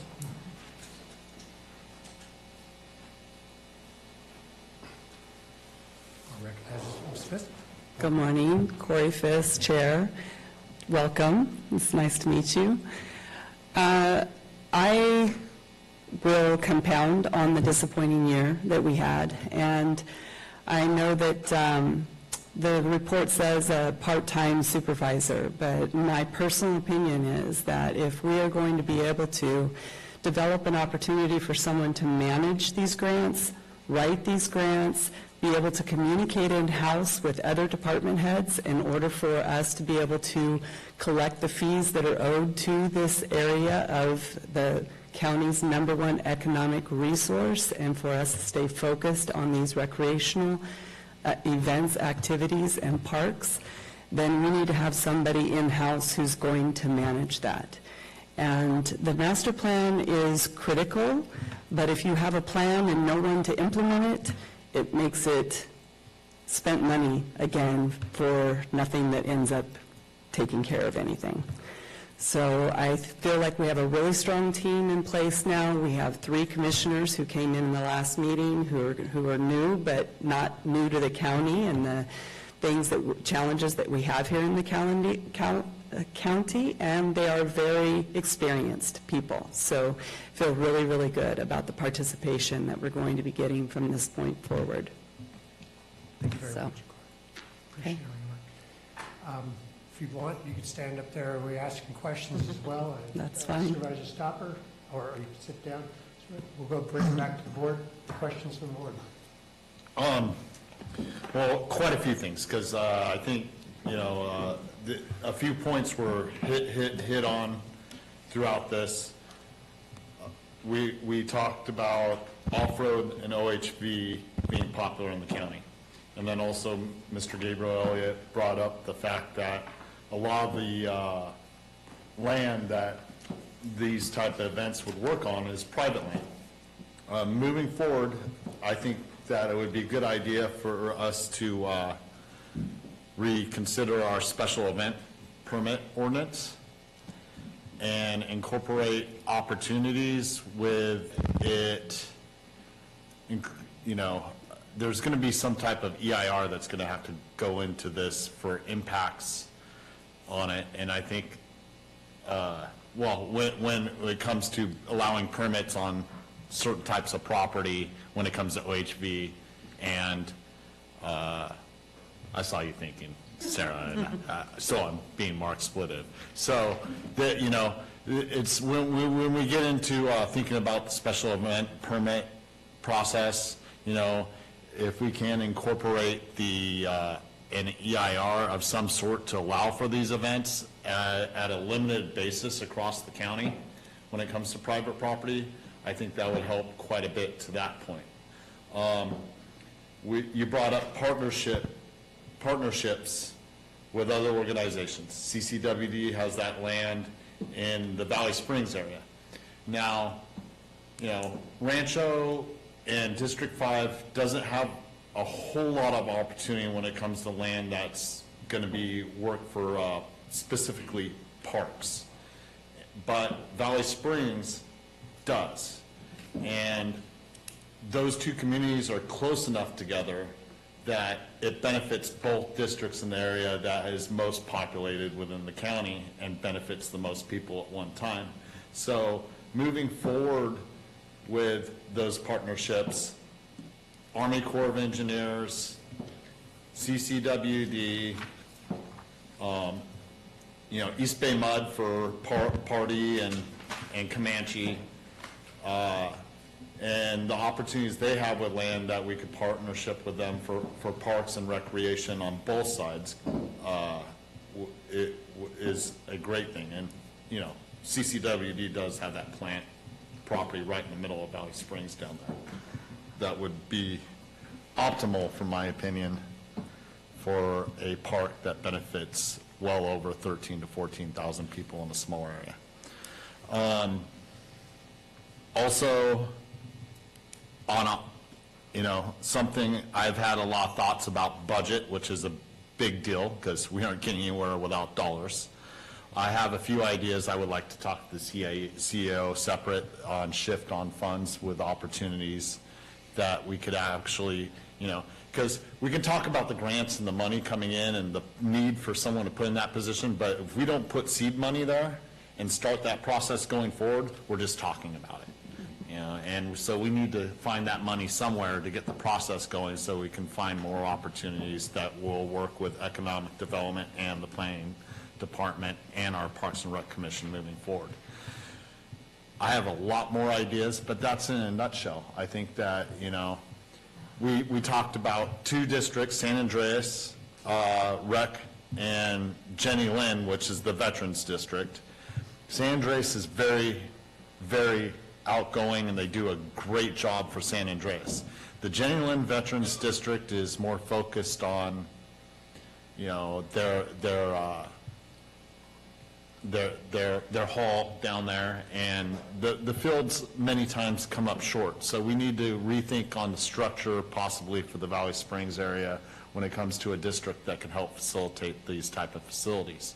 And I just want to thank you, Corey, because consistently I know it's hard being at, you know, because you don't see the support coming from this end, but you have been a strong advocate, and I appreciate the work that you do, and, you know, and the good thought and everything going into it. So I hope more commissioners get on the commission that can follow your lead, and we can help facilitate getting more help coming from this end so that we can be successful with you moving forward.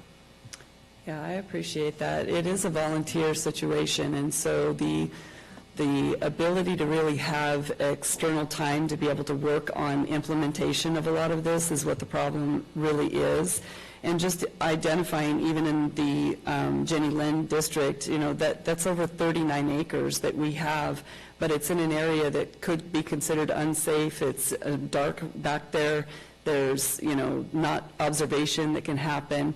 And, you know, they are dealing with a vets hall that has a lot of things to fix. And so trying to get through all of those issues is really important. But on what's something that you said is I think that we sometimes often move into thinking Parks and Rec, oh, it's just a Parks Commission.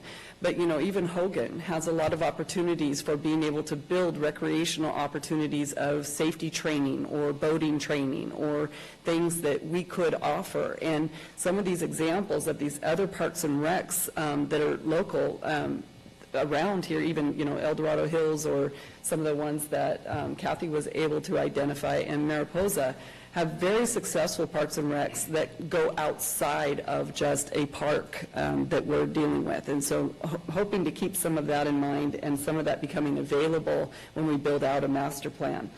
I just also want to talk about having our own department and realizing that, you know, maybe we can't afford to have somebody full-time, and the reason why part-time even comes into it is because Go Calaveras has a really strong presence that promotes Calaveras. And if we had an opportunity to be able to put someone in place who could collaborate or coordinate with that effort, then I could see the two of those positions being able to establish movement that at least is able to work off some of the budget and then still be able to create a synergy that allows that department person to be able to be very successful. I'm going to try to wrap this meeting up by lunch when they jump frogs. And I got a couple items. I'm going to keep things moving along here. Other board member questions? Okay, well, sorry, Corey. It's okay. Okay, we may have to. Sorry, gentlemen. I'm sorry, Corey, please continue. That's okay. The only last thing that I had is that, you know, it's been really disappointing to hear that we have a grant writer that's working for us at Parks and Rec, because it just has not felt like that. And as soon as they were hired, they started working on other departments' grants. And my thing was, that's fine, but then bring us in so that we can collaborate on potential joint venture projects for like the Operation Emergency Services, and bringing those lights to those baseball parks that could be used as locations for helicopter lay or emergency situations or anything. So you're not going to get any grant writing from me or the other people that are on the volunteer commission. So if I'm not grant writing, then who is? And so that's the only money that's been servicing our commission at this point in time. And so, yeah, it does sometimes feel like we don't have support. So I don't want to sound ungracious. Well, but I think you just reiterated what I said when I talked about actually shifting funds to actually getting the person and having seed money there so we can move forward with that type of thing. So I hear what you're saying, and I've continued to hear it. I'm very glad that you've been the representative from my district, Corey, because, you know, you tell the truth as you see it. Thank you. Thank you. I have a lot of questions, and I hope I don't come off as sounding, questioning all the research you guys have. I just have follow-up questions, and I realize that you may not have the answers, but just something to think about. One of the biggest things that have been in this presentation is a master's plan. The Board of Supervisors has never adopted a master's plan. So the question to staff is, how do we even go and apply for these grants when there is no master plan or vision? Because that is one of the primary check marks on these grant applications in Parks and Rec. I mean, we've got to have that. So I know you've asked for that money to support that, but I'm not comfortable going down all these other rabbit holes until we know what we are going to be selling. What are we asking for at the grant application levels, whether it be at the state or federal levels or any other opportunities that are out there. I want to make sure that we're all on the same plan and we know what we are applying for when we go, and if we start to go down the path of parkland and new fees. I mean, how do you sell this to developers if we don't even know what we want ourselves? So I'm open to these other ideas, but I think starting first, I really would like to see the board adopt a master's plan and get the community involved in incorporating all of these things across the county. And it's not just play structures, as Ben mentioned, it's the OHV, you know, we've got so many other things that we can bring in. The other concern I have of the parks and new fee is in my district, we've got nine HOAs. The county has created the mentality they never wanted to provide parks, and in lieu of that, they have pushed that onto the HOAs.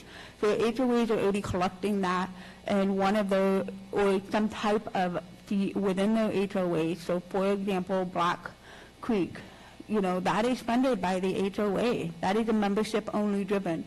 So how, when you go into some of these communities, especially a very high majority of HOAs, how are we going to go ask them to now add another fee when they are already providing some of these privatized parks, which is the problem, you know, and that's why we are here. So what are some other solutions we can look into? Because I know those very constituents are asking for public park and, you know, soccer fields and things they cannot already provide or don't have the land within their HOAs, but I just have a concern about that, and I just want to make sure that we are thinking about that as you go down on how we're going to find a revenue stream.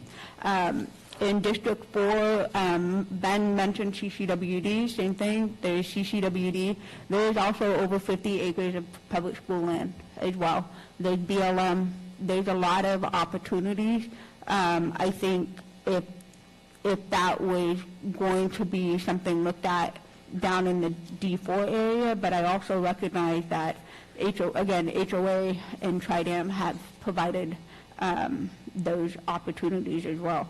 The other thing, talking about Parks and Rec District, is there a thought process with staff to consider making one Parks and Rec District and going through the LAFCO process for all of the parks, and then figuring out a fee structure per capita within that? Because how are we going to manage at a staff level that many districts, you know, across the board, and then having competing, and it just sounds like a lot of work, budgetary. So is there an opportunity to explore maybe one district where that goes in, and then you assess it at a per capita I don't know what that looks like, but it sounds like it's going to be a LAFCO process if we need to go down that. And one of the things I didn't see in the presentation was concession opportunities. I didn't see that mentioned. So is that something that we can explore? You know, it's not only outside of volunteer, but is there a concession to allow to support small businesses in the community and go that avenue for some of these private lands? And what would that look like? And then also partnering up with these community groups for funding opportunities. You know, being personally involved with the Utica Park. I mean, that's how it all started. Was literally a concert in the park that we had that raised the seed money for a grant writer, and then as a result, 5-7 years later, $3 million. And it all started with a partnership and figuring out how within the policies to partner up and support these communities to raise the funding with the backing of the local government. And I think that might even be something to, you know, Corey's point, you know, if we've got to do that, I will go back to another park concert and help fundraise money so we can get a grant writer and pay for somebody to do that. I mean, But that's like my question, though, is that as a volunteer, who's going to implement that policy? Is it going to be Kathy, who's the Economic Development Director, who's been kind enough to be able to kind of intercede for us as a commission? Because it technically isn't going to be anyone on the commission. yeah, we know that, and that's, The process would be going through the planning department to implement the policy and bring it before the board, and we do that. You know, that would be part of our direction if the board so decides to give it. and then last is, as we go through this and we start working on the master plan, how are we being, what is the word I'm looking for? Complement, I guess, with the current recreation opportunities surrounding us, so we don't create, competition is always great, but we don't want to compete with our partners. So how do we become compatible with them? Because they have their own thing, they're trying to do their own revenue, but these same agencies, we're acting to also partnership with them. So how do we make sure that we're meeting a mission that benefits both of those partnerships without competing? That's all I got. Thank you. Supervisor Hubbard? Can I just add one quick note? You did bring up camping, and I just wanted to bring up that I think that Calaveras should look into camping and collecting on camping. Tuolumne does, and I think that there's money there. Thank you. Just to hit on that point, we've discussed it before quite a few times, and a majority of the camping areas are on either federal land or land that's not owned by Calaveras County. So at that rate, we don't have the opportunity to collect on those, but at that point, we would have to think about getting our own land or, you know, how we would do that. Okay. I've got a couple points, not so much questions, but this is clearly a item of priority for our strategic plan for our county. We spent 2 years coming up with this plan. We voted on it. This is in here. It's one of the few things that is actually named in here. And I think I'm going to take everybody through the list of items that I've heard, and then we'll do it the same way we did several years ago. We'll see if there's 3 votes or 3 influences that might be good for giving direction to the staff for getting some things started. Better, Counselor? Thank you. But I think, you know, to Ben and Corey, and I think everybody's point here, it starts with money. We're just talking. All these other counties that you put up there, they're all contributing to this. I understand taking on things like our fees, but there's no large developments that are coming that are going to bankroll this. So we're not going to be able to do this on the back of developers. Future growth, we have to do it ourselves. And if this is a priority, we need to fund it. I have, like Supervisor Stopper, we probably have different ideas, but we both have ideas of where this could be funded from. And I think we have to make a commitment to it. We do a lot of things in this county using general fund dollars that are not in our strategic plan. So it's not a question of money, it's a question of priority. If we're doing things that aren't part of our plan, and we're not doing things that are part of our plan because we don't have the money, we need to reallocate funds. Hurts people's feelings, but this is the plan we came up with. So with that in mind, I'm going to sort of go through here and see what support to give direction to our staff is. First one, let's just start with the easy one. Does this board want to direct staff to seek out funding permanent, at least for a period of time? Nothing's permanent. I hate using permanent funding. For a period of time in order to actually hire an FTE and fund getting this program going. Probably, let's just say it's $200,000.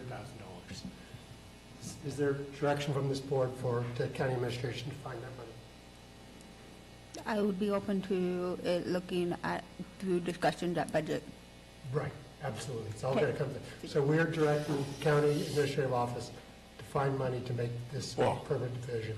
I think what I heard from Amanda is more to the point of bring the discussion to us and have some recommendations to that point. I think that's good. I think that's a good way to put it. That gives us all time to submit our list to the county administrator, or whatever it is. Okay, so we've got direction to see if we could find funding and options on how we would fund that if we did do that during budget. Yes. Yes. Okay, great. We have a suggestion by Supervisor Stopper to revise the special event permits. Is that, we want to make that, sorry, would you like to say something?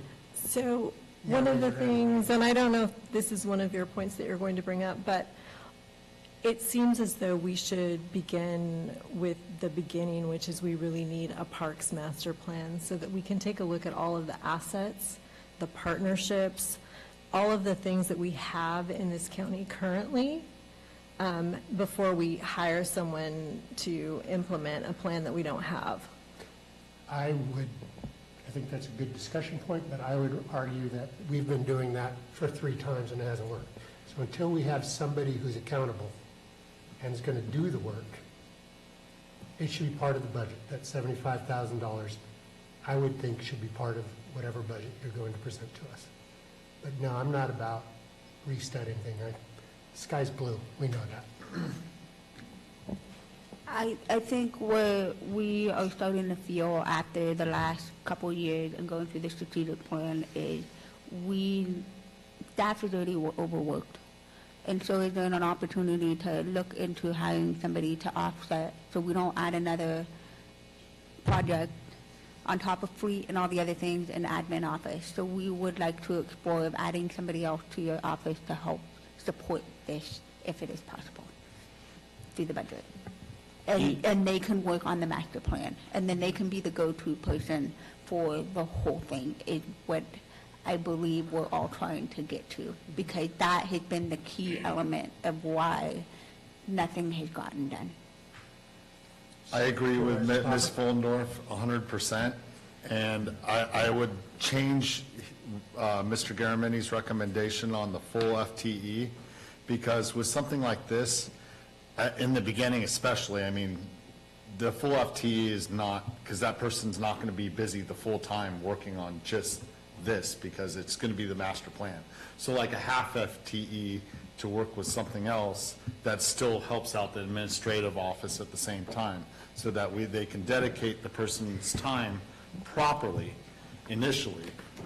I'm going to go back to Corey's comment. We did that, and it failed miserably. Well, they never really dedicated that person to that time. Because they took them and did something else on another project, and it wasn't very clear, and we hired them, and they never did it.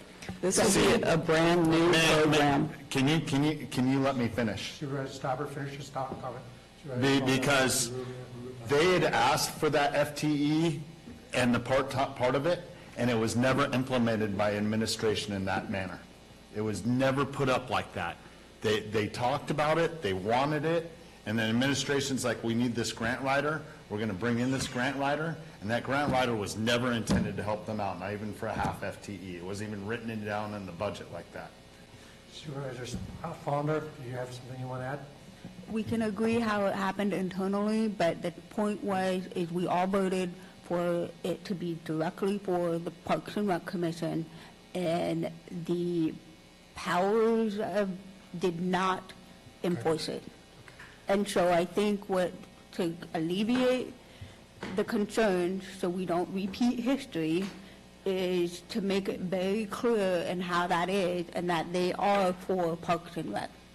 And This person will be developing a brand-new department for you, so systems and policies and everything will need to be implemented, and so there will be a significant amount of work that needs to be done. If I could add one thing to possible responsibilities, because we, fortunately, Corey and everybody was up, we had a meeting in District 2 about Parks and Rec, and we were dealing with the Riverfly, and it is remarkable the diversity of what people believe Parks and Rec is. So there is no lack of opportunity. It was everything from senior yoga in your chair, so people are moving, to off-road horseback riding, motorcycles, to adult traditional soccer education. fields and baseball. I mean, it is a big job to get this in line, and we commit to it, which means we get a good person who's willing to commit full-time to get this going, or we stumble along as we have for the last 20 years. Next one, special events permits. Does everybody want to take that on? Thumbs up or down? Want to revise the special event permits? We need to, regardless. I would like to see a subcategory to address to these kind of things. Yes, so I am on board with that. Great. We talked about, as part of when we get someone on board, Supervisor Stopper suggested that we begin seeking a regional park. You got that right? What do we think about that? Should we make that one of the priorities for coming on? Okay. We've got Supervisor Fallendorf suggested that we need to complete the master plan as quickly as possible. That seems like a logical and reasonable thing to do. Okay. We have complexity around the HOA fees and how we make, how we built this rubric. Yeah, I mean, that doesn't work. So we can't fix the past, but we should plan forward. Supervisor Fallendorf is a very good idea. Supervisor Fallendorf suggested that we consider a single Parks and Rec district for the county. What do you guys think?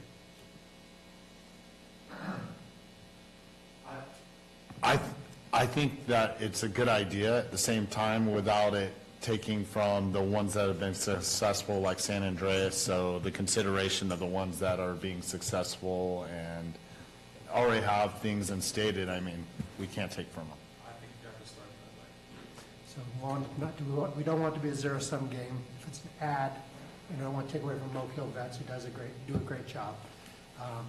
But if that makes sense, obviously, it sounds like your board is open to that.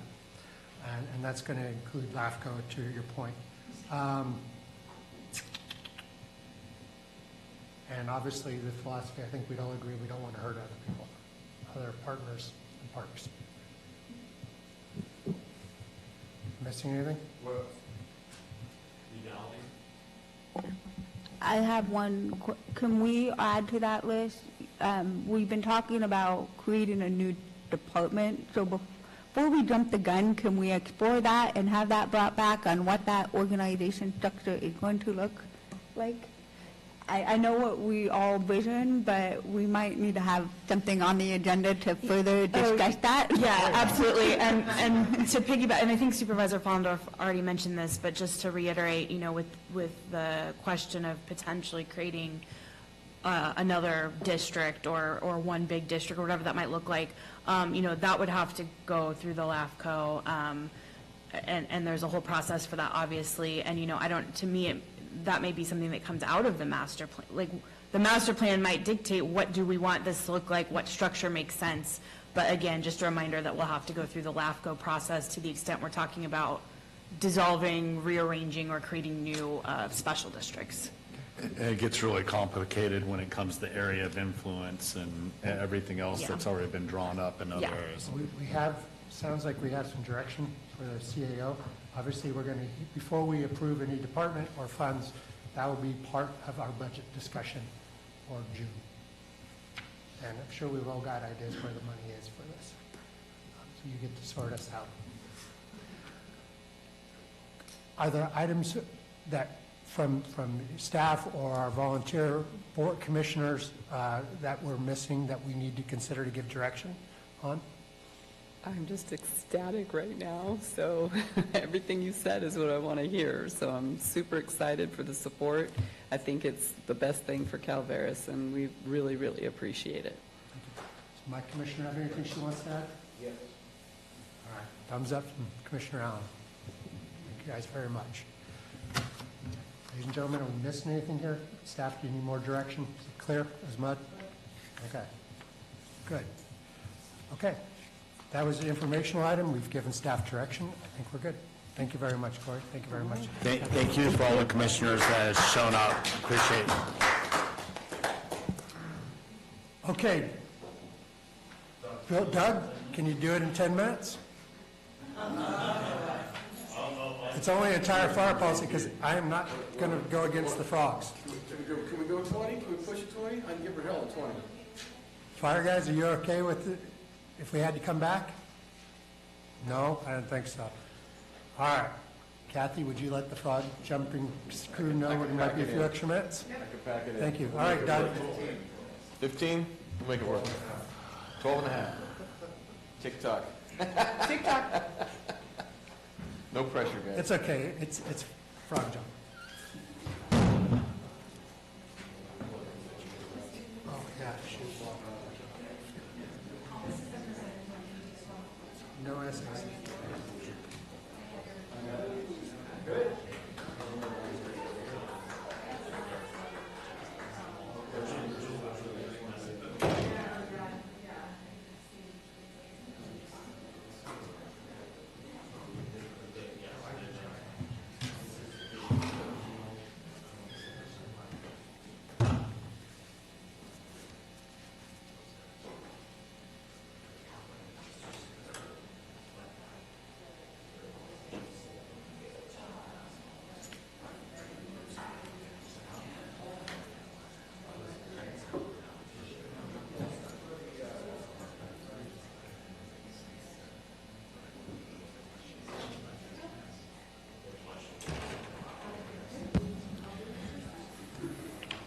And we're ready. Thank you very much. We are on item 25. Right. Item 25, informational item, building, receive a presentation of proposed county fire prevention program. Good morning, Vice Chair, members of the board. Doug Oliver, Chief Building Official. What I bring to you today is something I would argue is long overdue. We've put together a proposal for a countywide fire prevention program. I want to just briefly go through what we are proposing and get some feedback from the board and see where it goes from there. If this will work for me.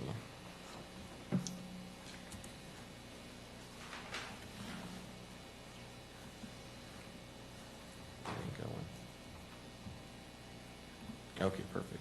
Okay, so there's a handful of topics we have to power through. Briefly, the strategic plan objectives. We have our current service model and the challenges associated with that, what we're proposing, and how we put that together through an MOU. And then we're going to end with cost recovery and then solicit your input. So the strategic plan objective is establish a joint powers authority and memorandum of understanding between the county and the fire districts, enhancing collaboration and efficiencies for building and planning activities. It kind of goes beyond that, but that was the impetus for all of this. And in moving forward with this, we had to identify some underlying principles. We wanted to make sure that this was the most practical and efficient model that we could bring to your board. We wanted to make sure that we were complying with all the state regulations and the current fire codes And then we wanted to make sure that it benefited all of the, the following organizations, like county offices, fire districts, and the community served. And that community can be broken down in several areas. I provided, the top 3 for efficiency: the building construction, community, businesses, and the public service organizations. But ultimately, this is going to benefit all members of the community. The current service model, we have our building code functions, which typically the building department is handling, plan review and inspection under the building code, and occupancy inspections of newly started businesses. The authority to enforce is broken up kind of interesting in the building code and fire code. Single-family dwellings and appurtenant structures are under the authority of the building official for interpretation and application of the codes. Once you get into any of the other construction types, the fire chief of a fire district or their authorized representative are the authority for rendering interpretations of the code and ultimate enforcement of that code. The fire code functions are very similar, only the fire permits are typically handled through each district. The permit types in the fire code are operational permits, which for several types of businesses in the community, they're handling hazardous materials or they're performing functions that are dangerous if not done correctly. And so there are permit types relevant to that where they are inspected either annually or at the start of their program to make sure that they're conducting business safely. In addition, fire permits for construction, such as ANSEL systems in commercial kitchen hoods, fire sprinkler systems, fire alarm system, things like that. Those are through the fire code provisions. And as stated before, the building code and the fire code references have identical enforcement authorities. If it's something to do with a house, the building official calls the ball, but anything beyond that, it's the fire chief, typically. Then what we have is state mandated facility inspections. There's several components of state law that require several business types and several structure types to be inspected annually. In the jail, every 2 years, hotels, motels, apartments, schools, those are annual inspections, and we are required to report annually to the state on the success of that program. Once again, the authority to enforce goes back to the fire chief or the authorized representative.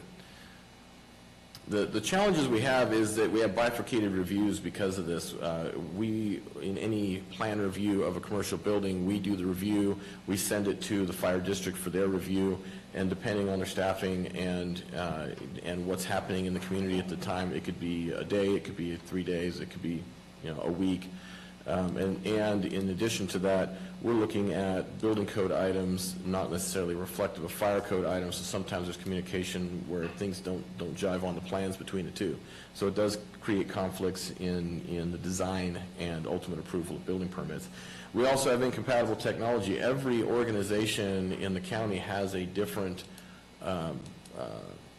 model or application and a different age of those applications, so they don't jive well together as a whole. Staffing, acquisition, retention, and training. The fire regulations and enforcement is a specialized field. It's difficult to recruit across 10 separate organizations with consistency. Interpretation, because there are multiple authorities and those multiple authorities are managing different topography, geography, the amount of businesses, the types of businesses. Sometimes the interpretation between districts is going to be a little different. So juggling 9 different interpretations sometimes can be challenging. Not to say that happens often, but we have these challenges. And then emergency prioritization. Obviously, if there is a major fire, that is going to take priority over all of the other fire prevention functions when you have limited staffing. So the results essentially, inconsistent communication between agencies, data management gaps between interdepartmentally looking for information, and what I like to call answer shopping. If the customer doesn't like Doug's answer, he goes and finds the fire chief in the middle of something and tries to get a different answer to bring back to me, and vice versa. That does create confusion. Inconsistent fire and panic safety enforcement and public education, delays in permit processing, insurance service response. Essentially, that all equates to delays across the board. So there was another overriding concern that the state fire marshal has the authority to enforce any or all these programs in the event that the local authority cannot provide services. In addition, a fire chief has every right to contact state fire marshal's office and say, hey, I don't have the staffing right now to do this, so we want you to do it. But when you do that, the state fire marshal comes in, takes over that program, and charges the state fees. And generally, those fees are higher. And those timeframes are statewide timeframes, and if you've ever submitted an application to the state for anything, you know that that's going to take some time. My assertion has always been for county business is that county staff can do the job faster, they can do it cheaper, and with a better understanding of the needs of our community. So the proposed program model is to consolidate the fire prevention services into a single program. We want to unify the interpretation of the codes through the JPA. We want to unify the communication methods. We want to provide a one-stop shop for streamlined permitting of fire permits, consolidate the inspection program across the county for the various fire permits and fire inspections, and consolidate the state reporting so there's not 9 districts reporting to the state fire marshal. There's one entity consolidating all that data and doing it at one time every year. And then we want to provide someone who's going to be an advocate between the fire districts and the board. So I threw a name out, Calaveras Unified Fire Prevention Bureau, or whatever else you want to call it. Essentially, I want to create a program with a fire marshal, 1L, that's a typo, who acts as a liaison between the fire districts and county offices, as well as an enforcement representative to all the districts under the JPA, who can implement and maintain a fire procedure manual, perform efficient plan review, and do inspections relative to panic and fire safety. We want to consolidate the state-mandated facility inspections and reporting tools for the fire districts. We want to implement educational programs for business owners and public entities, which is another one of our strategic plan goals. There's another one there, it got blocked out. How do I shut that off? Okay. The program model has 2 distinct chains of command. One for management of staff, and then the other is a chain of command for interpretation and enforcement of the codes. Because we have to maintain that authority through the fire department to meet state regulations. So essentially, right now is being proposed is that me as a building official would be the county staff department head who's managing that member. But we are providing employees to provide a service to the JPA. And so any of the interpretations or appeals or that sort of thing that someone would bring forward would be decided upon by that district chief. I'll touch on that a little more as we move forward.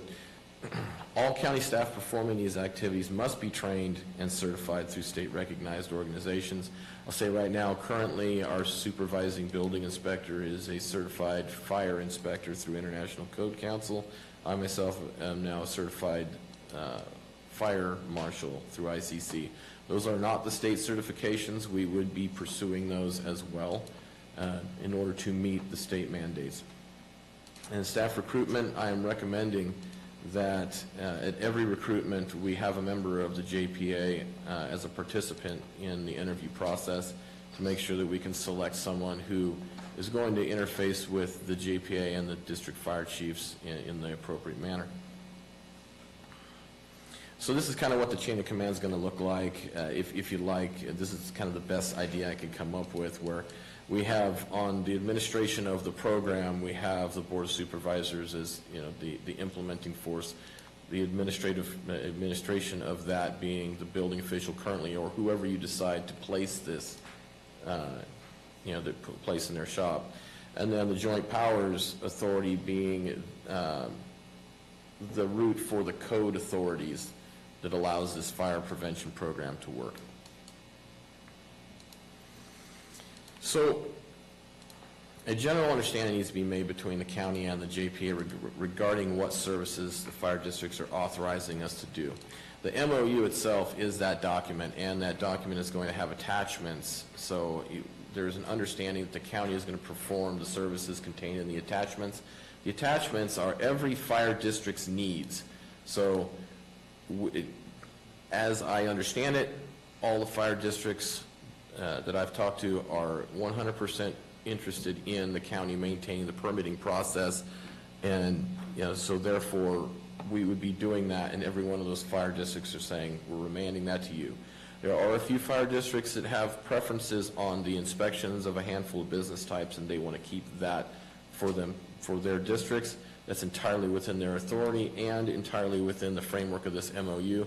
And this MOU would be designed to allow later on down the road, if there is an opportunity or something comes up where a fire district wants to take on more responsibility, they can modify that MOU and change the dynamics. Ultimately, if we have a uniform framework, anything that fire districts district or districts ask us to do, we can accommodate at any level they're asking us to provide it. And a specific delegation of duties by each district is necessary and made part of the MOU document. We did shop this to the state fire marshal's office and say, is this legal? And they essentially said, yeah. They didn't get into specifics, but they made it clear that the JPA has every right to enter into an agreement for services. So we've got buy-off at the state level here. The cost recovery is going to be similar to the building department. There are several regulations contained in state law that allows fire districts or their representatives to collect service fees for the services they are providing. So very similar to the building department, we would collect service fees in the form of permit fees, inspection fees to fund the program. The only startup money, there would be no general fund for startup. There would be approximately $10,000 of building reserve fund to acquire a software model that is geared specifically to fire prevention and other fire services.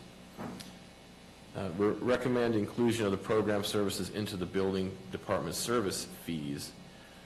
I have basic fees already included. When we adopted the fee study 3 years ago, we did have a basic framework for operational permits, fire permits. However, that is somewhat simplistic in light of how other fire departments and fire districts manage their fee structure. We wanted something comparable, and so we would be essentially moving forward with a fee study in July that would consolidate the fire prevention fees into the building services along with some of the other fee types that we need to update. So the board does have options because as part of an MOU, the county may decide to limit the services that we wish to provide. So any component here, we can say, we're willing to stand up a program for this, but here are a few things that we don't know if we should be involved in. And so the four primaries here are, mandated inspections. Does your board wish to consolidate those services? Do you wish to consolidate fire and building code review and inspections or not? Do you want us to maintain the fire prevention software platform that's going to unify this? And then the ultimate data processing, data management permit processing, should the county be involved in that? I would argue that in order to have a comprehensive process, we need all those functions working together, and we really shouldn't separate anything out. But there is that, you do have that option. We can pick and choose and negotiate between the county and the JPA. So next steps after this discussion, if you guys decide that this is what we want to do, the next step would essentially be formalizing the MOU and bringing it to the JPA for signature, and then once that's signed, bring it forward to the board in a separate meeting for your board to vote on and sign. And once that's done, we complete the work of putting together the procedures and standards and educational material to the public. I can tell you we've been working on that diligently along with this presentation. I would have loved to have given you a stack of paperwork. We didn't have it when I brought this forward for consideration, but in the last couple of weeks, my staff have been working very hard, and we do have a handful of those checklists. We have procedures. We've got a really good team working here, and we've got, I want to say, about 70% built out. So it wouldn't take long to implement this, and by July, bring forward a fee schedule and have a fire prevention plan, a full program in place. Questions? Questions? Supervisor Stopper. You know, just as we move forward, Doug, I'll maintain my mantra I have all along with you. Interpretation of code is key. Maintain your discretion, with the building official keeping innovative workaround in cases where code does not jive with necessarily the work of the land, you know. And we do know there's absolutes in the code that you can't do workarounds. I understand that. But when in the cases that there are, and you have the ability, please use your discretion. May I speak to that for a moment? Yes, sir. We are blessed to have 9 fire chiefs who are problem solvers. And my stance in this organization would be to call the code as it is written. When there's hardship, work with the owner and the fire chief if there's an alternate interpretation or something they know they can provide that makes the decision different.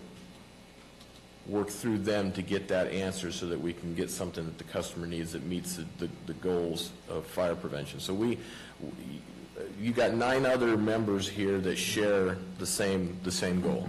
Yeah, I appreciate that, and I understand that. I mean, I've talked to a majority of these gentlemen multiple times in the past, and they're all very helpful in the community. We just want to work towards the success of people moving forward. Very well, thank you. Supervisor Fallendorf. I echo Ben. I think discretion is one of the biggest things, especially as we are developing and we have such a wide variety of open space, and being conscientious of some of that when we start to develop next to these open spaces. I think Ben hit it on we need to be creative in how we problem solve that. Supervisor Hubbard. I just want to say thank you. I think it's an interesting model, and thank you for bringing it to us. Thank you. I have a quick question, couple quick questions. First, 100% of the JPA on board? Okay, good. Are agreements with the JPA and not with each individual fire district, correct? That is correct. So our MOU is with them. I'll be interested if we can get that up on what the carve-outs are. You mentioned that some fire departments wanted to keep some things out, certain projects. Mm-hmm. That's not germane to this, but I'd be curious. And the fire chiefs retain the authority that wasn't one of those 4 items on the list, correct? So correct. They're just delegating that piece. Correct. They can still do their jobs. Absolutely. Super. Okay, so you are seeking direction from the board. I'm seeking the thumbs up to move forward. Information and information and general direction. Are there any public comments on this item? Seeing none, are there any online? Oh, come on up, Chief. What's going on up the hill? Yeah, just for the record, and I know time is of the essence. Long overdue, great work by your staff here, and your local fire district support it and recommend moving forward. Okay. Doug, I'm not seeing any red lights here, so thank you very much for the information. Is there anything else anybody wants to add on this item before we close it? Great work. Super. Thank you. Thank you. We will move on to supervisor announcements. Any board member give a brief reports of any meetings attended at the expense of local agencies or make any other announcements? Starting off with Supervisor Hubbard. Thank you, Vice Chair. I attended on the 4th last Thursday, the Agency on Aging. Again, amazing work done by Common Grounds here in Calaveras. Also, last Saturday, May 6th, Chief Johnson hosted the Wildfire Community Preparedness Day, which I spoke at. And we're looking to do another one here shortly in terms of evacuations. That's it. Supervisor Stopper. Saturday, I attended the Kids Fishing Day in Murphy's Park. It was actually, with the rain and everything, it was a phenomenal success. I was impressed with how many people showed up. A little problem with the flow, and it was a bit higher, but, you know, when we have this much water, we can't contain it and hold it back for as long. Great day, success. Lots of hot dogs went out. Thank you very much, Supervisor Stopper, and I know you always cover the hot dogs out of your own pockets. Thank you very much. Supervisor Follendorf, nothing. I'm required to report out that I was in Houston last week giving a broadband conference presentation. I got out in one piece, which is a success. I will be heading up to Butte County for more RCRC and Golden State Connect Authority meetings at the end of this week. Is there anything else? Madam CEO, would you have anything you'd like to report or announce? I do not. Council? Thank you very much. Thank you all for your work today. We stand adjourned.